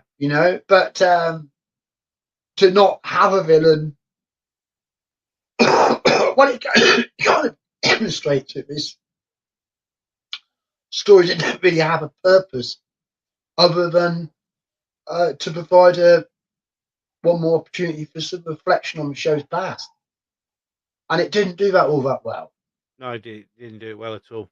Really but I did enjoy the question of whether I should or should not regenerate, and it's certainly helpful for those of us who want to headcanon, but he chose not to. Yes. So at least it helps that theme was in the story. Yes. I don't know where we've got with who was speaking. Has Bowenjaw said anything about this? Yes, he's on mute at the moment. Is he with us? Yeah, he's on. He's just waiting. Yeah. It's just because. Have you waited on this one yet? No, I haven't. I didn't think. Just because I was listening, I was just on mute because remember sometimes my speaker can lead to static for some reason. Yeah. But anyway, I agree with a lot of what's been raised here. The way Hartnell is treated is disgraceful. And I mean, like, there's a bit even where he boasts about having, like, known the fairer sex, and then he's shocked and horrified when Bill reveals she's a lesbian. And it's like, and what I think's so funny, these are the idiots, right? These are the idiots, the Fitzroy crowd, that were so adamant in retconning it that the Doctor and the Master had been gay lovers. Like, there's bits of spin-off material where they practically say that, where the Doctor goes on about this boy who is in love with him, and it's hinted to be the Master. Right. And it's like, so you guys can't. And also remember, he makes out that he comes from a society where gender's so irrelevant. He's not even sure if William Hartnell was a woman. Apparently, that's what Peter Capaldi said in the last one. I think she was a man then. I think I might have been a man as well. But now apparently the first Doctor has the attitude of a guy from 1960s Earth. It's like, you can't even keep your own fucking canon straight. No, they can't. But on top of that, I also dislike the whole premise of this, which is that the Doctor is afraid of regeneration. I think that's really, really bad. I think that destroys the Doctor as a character. It turns them into 13 different characters rather than one character that just goes through a renewal and a change. So I mean, I've always hated that. That's why I hate The End of Time. I mean, I'll give Moffat some, leeway in that this wasn't planned. He had to, at the last minute, come up with a reason as to why Peter Capaldi didn't just regenerate with the Cybermen. But even then, it feels pretty weak. It's a shame because I think Rusty could have been an interesting character, but he's just, I don't know, he's not really used that well here. It's a bit of a pointless cameo. And on top of that, I also agree that I think one of the biggest sins of this episode actually is that it's boring. There's not really much going on. As you guys have said, there's no villain really. And the character analysis it does of the Doctor isn't deep enough. And in fact, it's actually, as we've been over as well, it's misleading. It makes out that William Hartnell's Doctor was an old-fashioned sexist, which he wasn't at all. Never was at all. I will say there is a hilariously racist line in the Daleks master plan where the Doctor says we have to get out. We have to get out of here. It's a madhouse filled with Arabs. So I'll give them that. Oh yeah, maybe. Yeah. So someone should have said to Stephen Moffat, it's not women he's after. It's the Arabs. Father Ted. Oh God. But anyway, also I might be alone, but I did not like Peter Capaldi's final speech. I felt it was drawn out, overly sentimental bollocks. As we said, just get never eat the players. It was stupid. None of it was. Unfortunately, that is the nature of this whole episode. It is drawn out. Is he drawing out of an era that should have finished one story before? Yeah. Yeah, exactly. To be honest, it's just filler. The whole story. I will say though, one thing I actually did quite like the initial idea. In fact, not to get too personal here, but that actually ties into my beliefs about what happens. I think that possibly out there, if there is an infinite number of universes, I think there could be some kind of alien intelligence that around sort of each universe creates a sort of dimension that's like a database that stores all the information, including minds of the deceased, and sort of gives them a happy afterlife. Now, just to be clear, I'm not saying I actually believe this. Like, obviously, I've got no proof, but it's kind of what I hope is waiting for all of us. And so this episode, I didn't get that idea from this episode, but I've thought of it years ago. But this episode featured a similar idea. So in that respect, I think that was quite interesting, but it wasn't really explored that much.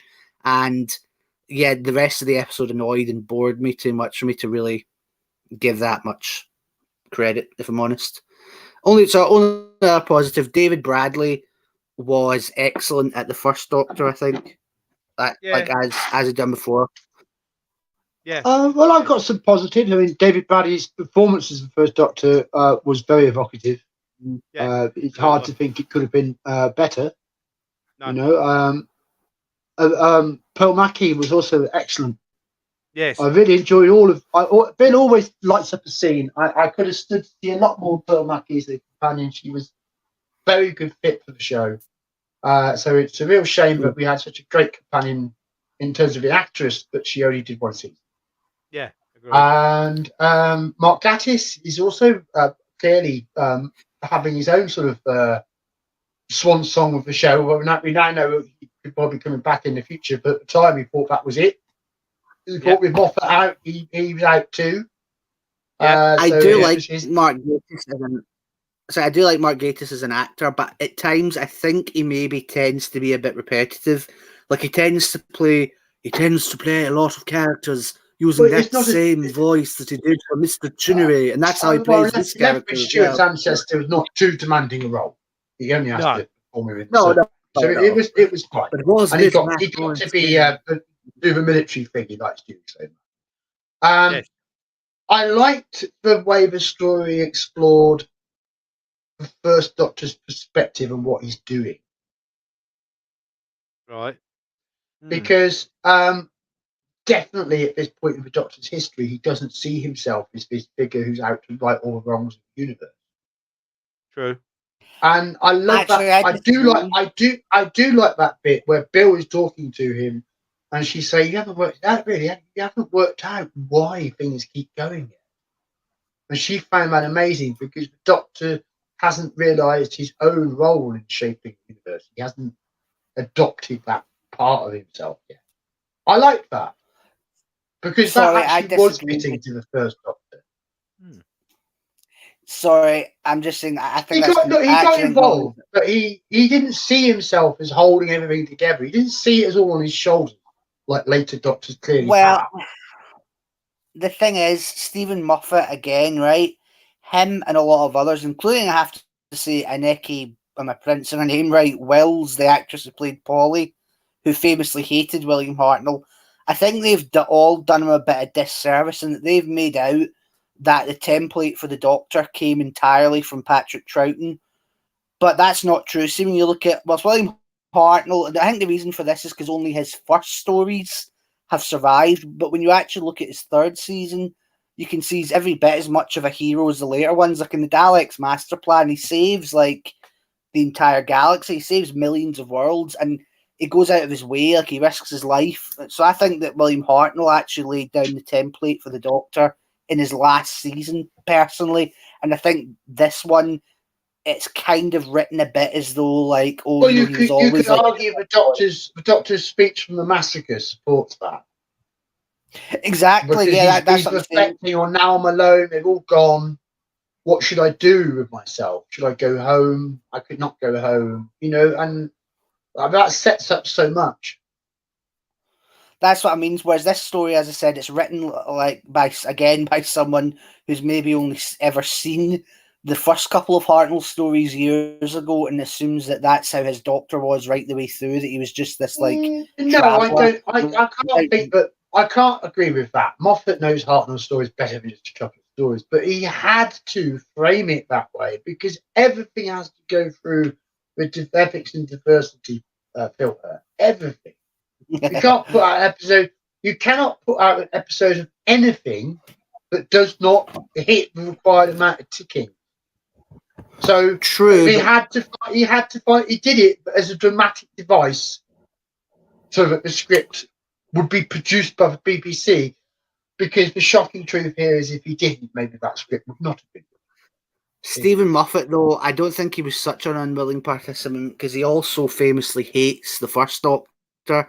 I mean, he absolutely trashed William Hartnell and all of 60s Who. He said the writers behind a lot of 60s Who should have been clubbed to death for their output.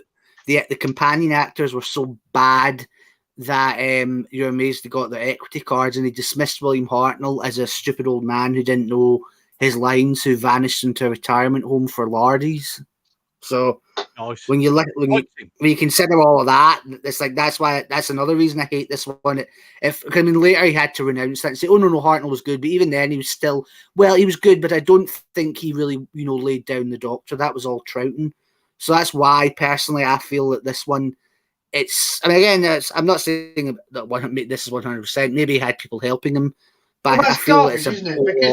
Because the actors can only perform what they're given to perform. Yeah, and it's not true that Pat Troughton, the actor, brought forth the Doctor.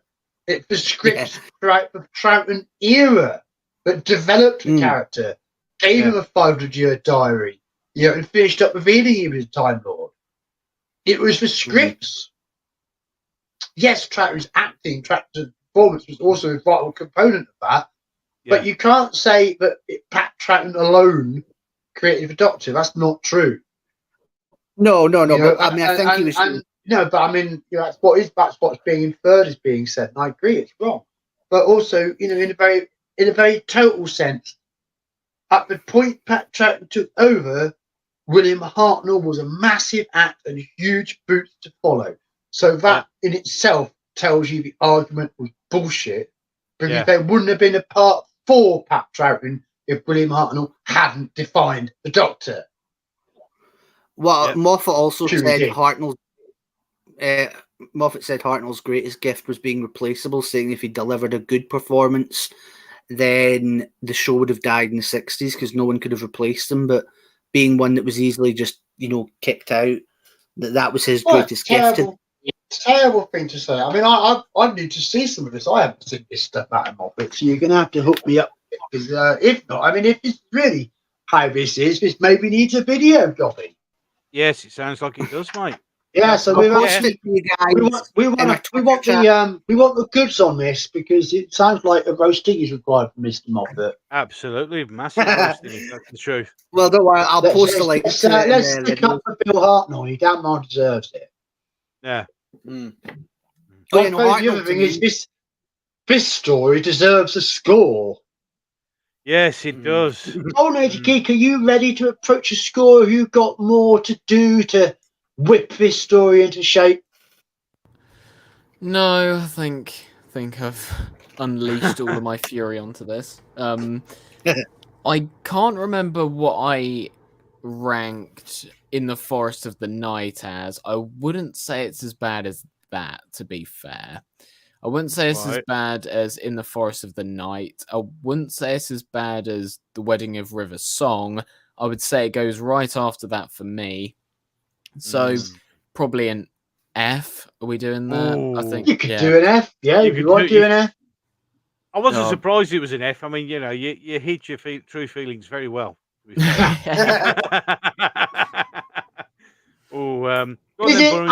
it really so totally irredeemable? I think so. Fine. I just thought I'd make a final check, just to see. I mean, that's not hyperbole. You really think it's just so lacking in any merit at all? Yeah, I don't see any redeeming qualities. Right, we're moving on. Burnshaw. Well, yeah, I'm kind of with Golden Age Geek here. I don't think I'd rate it the third worst of the Capaldi era, only because there's so many other shit ones. Like, it's probably within the bottom 5 of his era, which is a real shame. So I'll give it an E, and that's being charitable. I would far rather watch this again than Thin Ice. So let alone in the planet in the Forest of the Night or other stories like that. There's stories in season 10 I would rather watch this than watch.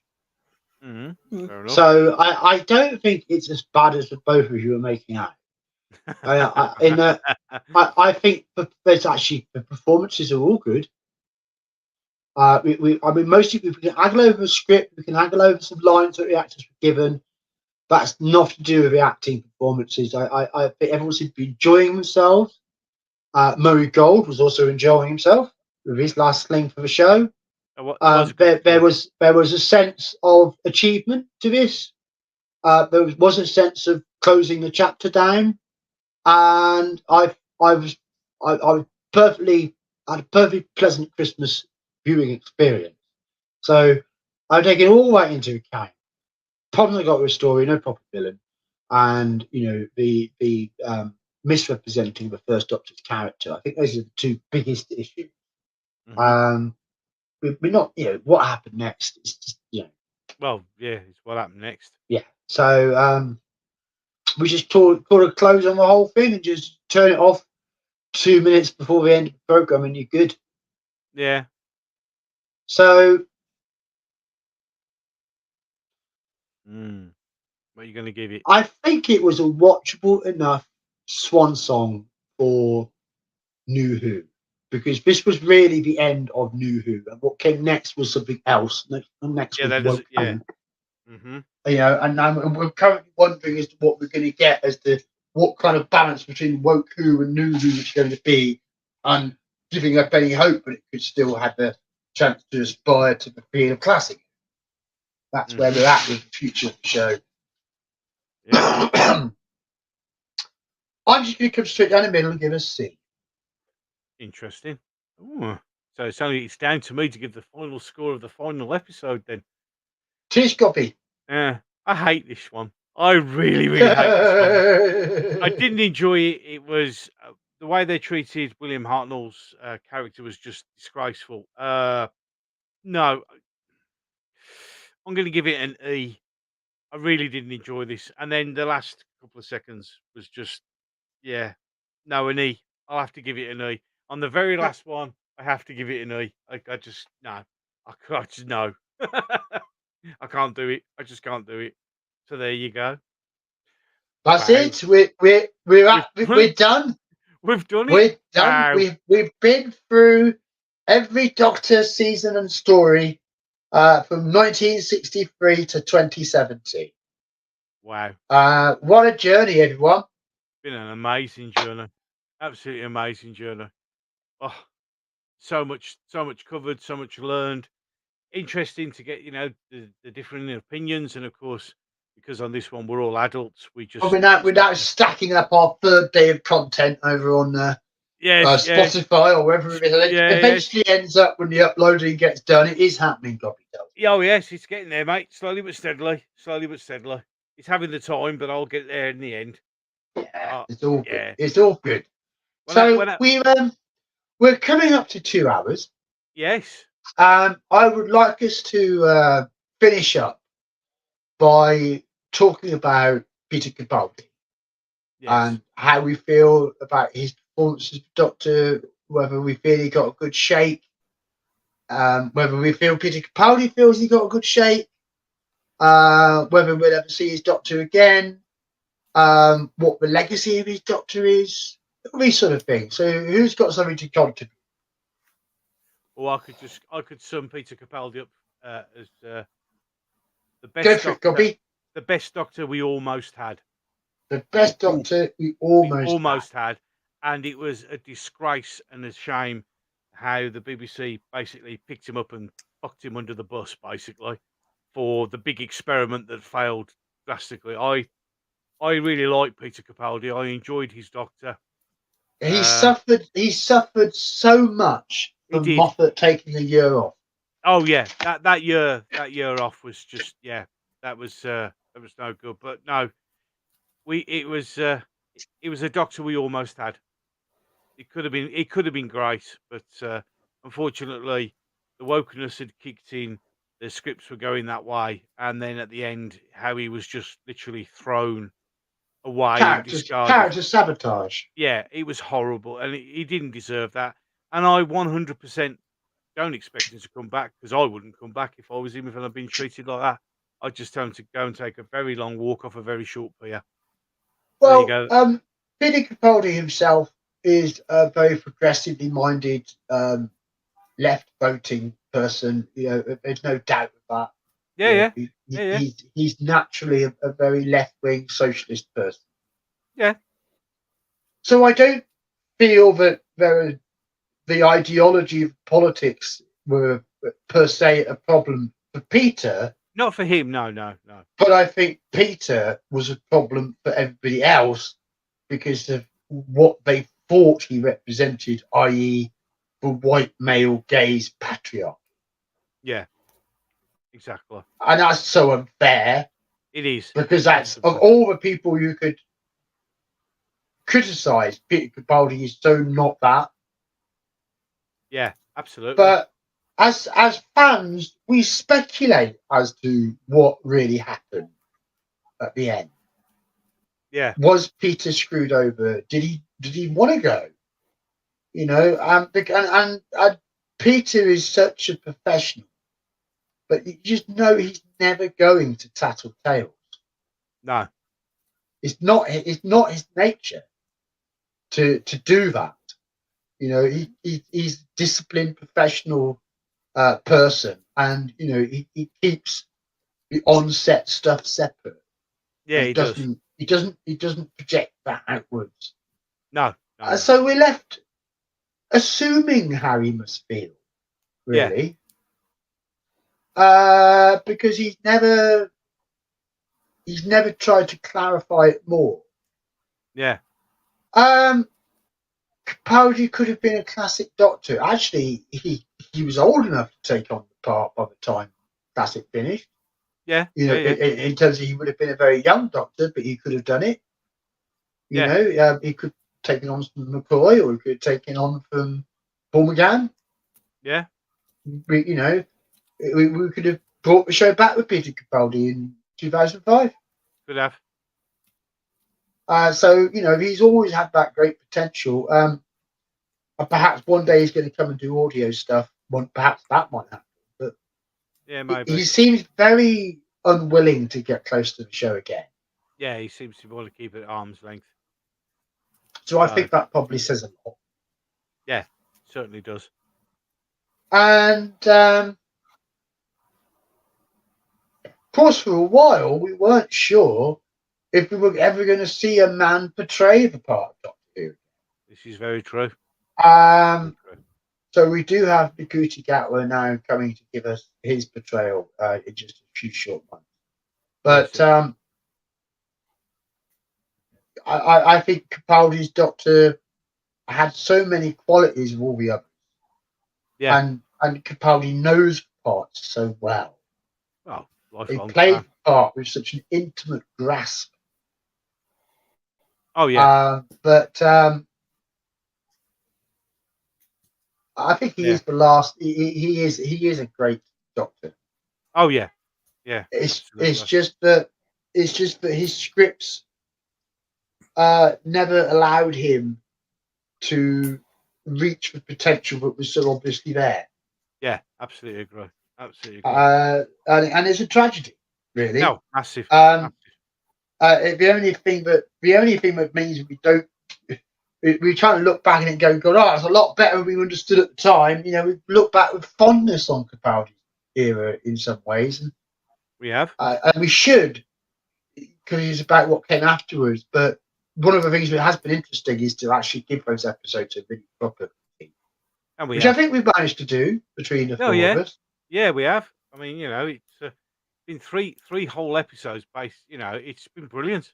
I think he got the recognition he deserved, and the fact that everybody just kind of forgot of him because of what happened next, and that overtook everything. It's a shame because he was potentially going to be one of the great Doctors we ever had, but sadly, we will never know. No, we won't. Well, we get what we've got, and it's now in the history and legacy of the show for it. Yep, absolutely. So, Burrenjaw, have you got anything to add about it, Peter? Oh well, yeah. I mean, I agree with. I think Peter Capaldi was the best choice for the role of the Doctor, because I've always said, I think if you're casting the Doctor, it would be so much better. It's always so much better when they go for kind of quirky, offbeat character actors who've got a slightly more kind of striking look. Like actors who, prior to playing the Doctor, are best known for either playing villains or for outrageous, over-the-top characters or oddball parts. And when you look at the first 7, Peter Davison's the only one who doesn't fit that criteria. Now, I like Peter Davison, and I think he got away with it because he knew the character, and he was able to play it reasonably well. So that shows you can sometimes go for a more conventional lead. But overall, I think that's the best type of actor to go for. And I'm sorry, but I don't think Christopher Eccleston and David Tennant fit into that. I mean, they're good actors, but I think they're more a bit what you would call conventional, unconventional. You know, like you couldn't cast Tom Baker in Broadchurch. Like he'd be too weird. Yeah, he would. That'd be funny. It's like, I'm in Broadchurch. And even William Hartnell, well, he could be in something like that. He'd probably be like the killer, or he'd be like, he'd play like a supporting role. So yeah, and Matt Smith, I think, was quite a good balance in that he was genuinely a lot more quirky and odd-looking, but he was a bit more of a leading man. So I think he was actually a really good way to ease people back into the classic style, which is what makes it so frustrating, that they didn't do that. But Peter Capaldi, he fits that description perfectly. I mean, he's got a really striking appearance with his hair and with his fabulous big face, and his accent is very and his whole persona is really striking. And prior to the Doctor, well, I mean, that his most famous role was Malcolm Tucker, so he was really, he's their best chance. And it's so annoying because honestly, I think the start of the Peter Capaldi era really represents a crossroads for Doctor Who. Either it could have used him and really gone down the classic Who route, had really dark, scary stories, focused on the sci-fi, being confident in itself, and I think it would be doing really well if it had done that. But essentially, because of the feminist smear campaign, Stephen Moffat, his bottle broke, and he ended up pandering to that side of the audience. And well, look what happened. I just think he had to, because he was under constant siege. Oh yeah, he was. Well, he was under total pressure, wasn't he, all the time? He couldn't afford to put out a single episode, but they could come and bring back all those accusations at him. You see, that's the problem. Yeah. If he ignored it and put out a regular episode, they would have complained that he was back to his old ways. Yeah. I know. But this isn't to do with the fandom; it's to do with the inside the industry. Yeah. Once Hollywood Reporter gave credence to the Doctor Who and race, Moffat was under siege for his last 3 years in the job. Yeah, he really was. No, I mean, it was awful that happened, and because it really would have been good. I mean, if he'd had proper stories, if he'd had companions that were better suited to him, who knows where he could have gone. But as it is, and I do agree, he was treated appallingly. All anyone would ever ask him, any interview, was, will the next Doctor be a woman? I mean, he was basically treated like the stopgap Doctor. So, okay, we have to have him for a bit because we already cast him, but don't worry, soon we'll have a woman in the role. Exactly. And then I remember after he left, I still say he was fired, by the way, because just before he announced his leave, he was going on about how, it's a wonderful role. Why would you ever want to give up it? And then Chris Chibnall, we find out, says, I'll only accept it if you allow me to cast a woman. So, I mean, right away, to me, that confirms he was let go. And he was very kind of upset during his last few months. I mean, there was one interview where they asked him, so when are you leaving? And he says, oh, so I've been told, which is a bit of an odd thing to say. And then there's the fact he didn't show up for the screening. He didn't show up for the screening of his last episode either. So, and as you lot have all said, he now doesn't want to ever talk about Doctor Who practically ever again, which is very unlike him. So, personally, I think he was given the boot and he was treated badly. It does all smack, because if you've got nothing good to say nothing, doesn't it? Yeah, exactly. And also, on top of that, the BBC threw him under the bus, because remember, after they thought they had a hit on with Jodie's first episode, they said the universally positive response to this episode is welcome, after 4 years of Capaldi, who is far from universally beloved. Which what a shitty thing to Terrible. say. Oh yeah, it was disgusting. Yeah, absolutely disgusting. So, yeah, Peter Capaldi, I still like him as the Doctor. Totally like, we hated him, la la la. We've got our way now. Oh look, Doctor Who on Race has just declared victory and shut their website down. Yeah, it was exactly like that. Yeah, absolutely. It was I just saw something from Sadako. What it was? But I just saw something from Sadako who said that Chibnall, he never struck me as any kind of feminist during Torchwood. Well, I agree, Bowen. I mean, actually, there's bits in Torchwood. Like, remember the famous chat-up line that Owen says that it was written by Chibnall, where he says to a woman, "Have you ever come so hard you forgot where you were?" Well, look, it's amazing what a middle-aged man will do for a paying gig. Yes, exactly. Chibnall has always been, the man has no creativity and no like ideas of his own. He just goes with whatever the fad is. Like back in the early noughties, thanks to Buffy and Xena, it was trendy for genre shows to be a bit sexy, and Torchwood was like a crude, awful attempt to cash in on that. And then when we get to the Jodie era, it's trendy for these out of touch people to feminize something, so he just jumps headfirst into that. I agree, he's not a feminist, and speaking as a socialist, he's not. I don't even think he's left wing. I mean, Kerblam is like one of the most right wing, stories ever made. So yeah, he's just a jump on the bandwagon sheep. That's all he is. That's all Chibnall is. Yeah. Sorry. That's all right. Sorry, I've finished now, you guys. Go on. Well, I think we best go to Golden Age Geek and see what he has to say about, as at the moment, the great Peter Capaldi. Well, despite his era probably being what I would consider the most mixed in terms of quality of episodes, I consider Capaldi to be my second favourite Doctor, and I think if his episode had just been that little bit better, I think he could have been my favourite Doctor. But what I would say is I will agree with some of your points that Peter Capaldi did feel like the natural fit for the Doctor, and Capaldi is a very interesting Doctor because it feels like you could place him in any era of Doctor Who and he would just fit in. Like if you put Tennant in some of Capaldi's episodes, it wouldn't work. But with Capaldi, because he has such a wide range, in Series 8 we saw more dark and brooding side. Then Series 9 it was all wacky, and then Series 10 they found the balance. Watching Series 10 does make you realise that he could literally be put in any situation and he can give his best performance. So I love Capaldi on that front. Absolutely. And despite, as I say, despite all of his episodes kind of being a bit mid, he is the Doctor to me, even though I wouldn't consider him to be my favourite Doctor. Like, he is the Doctor, and I believe he, due to his acting abilities, has earned that. Absolutely agree. He's in my top 3 Doctors.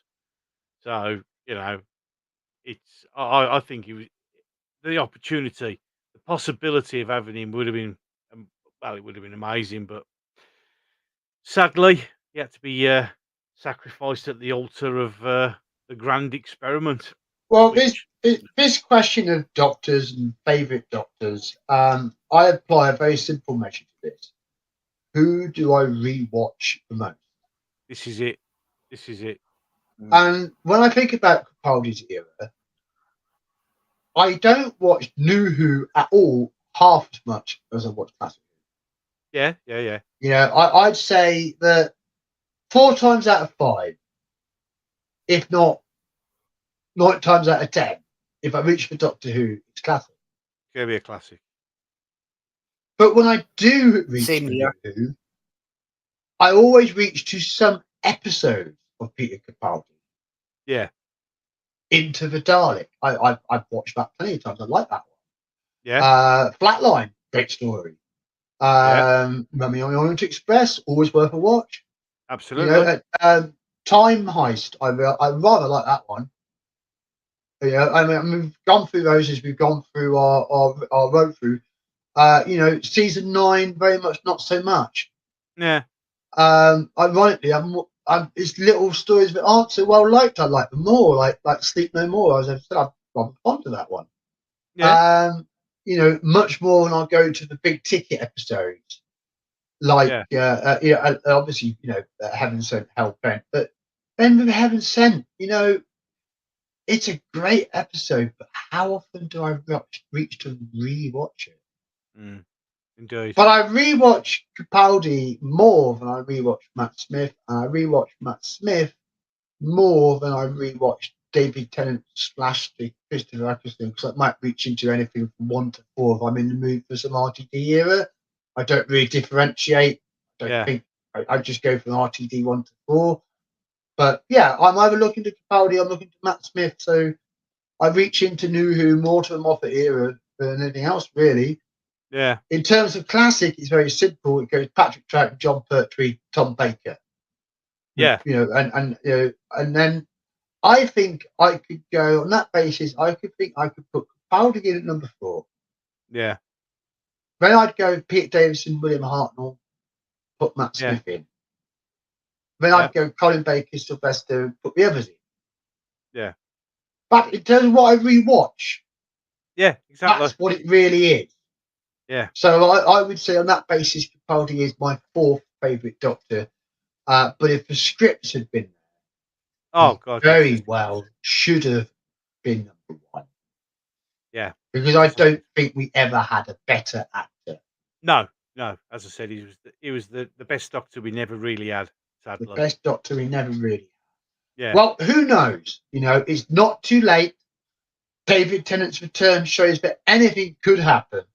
Yeah, this is true. So, if the stars align, maybe Peter Capaldi could reprise the role once more. But, I kind of got the feeling that it might need a non-Fitzroy Club showrunner first.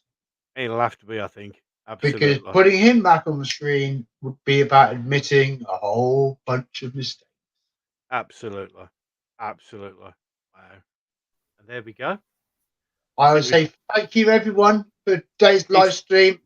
We've given Capaldi's ear the send off it deserved, with the analysis it required.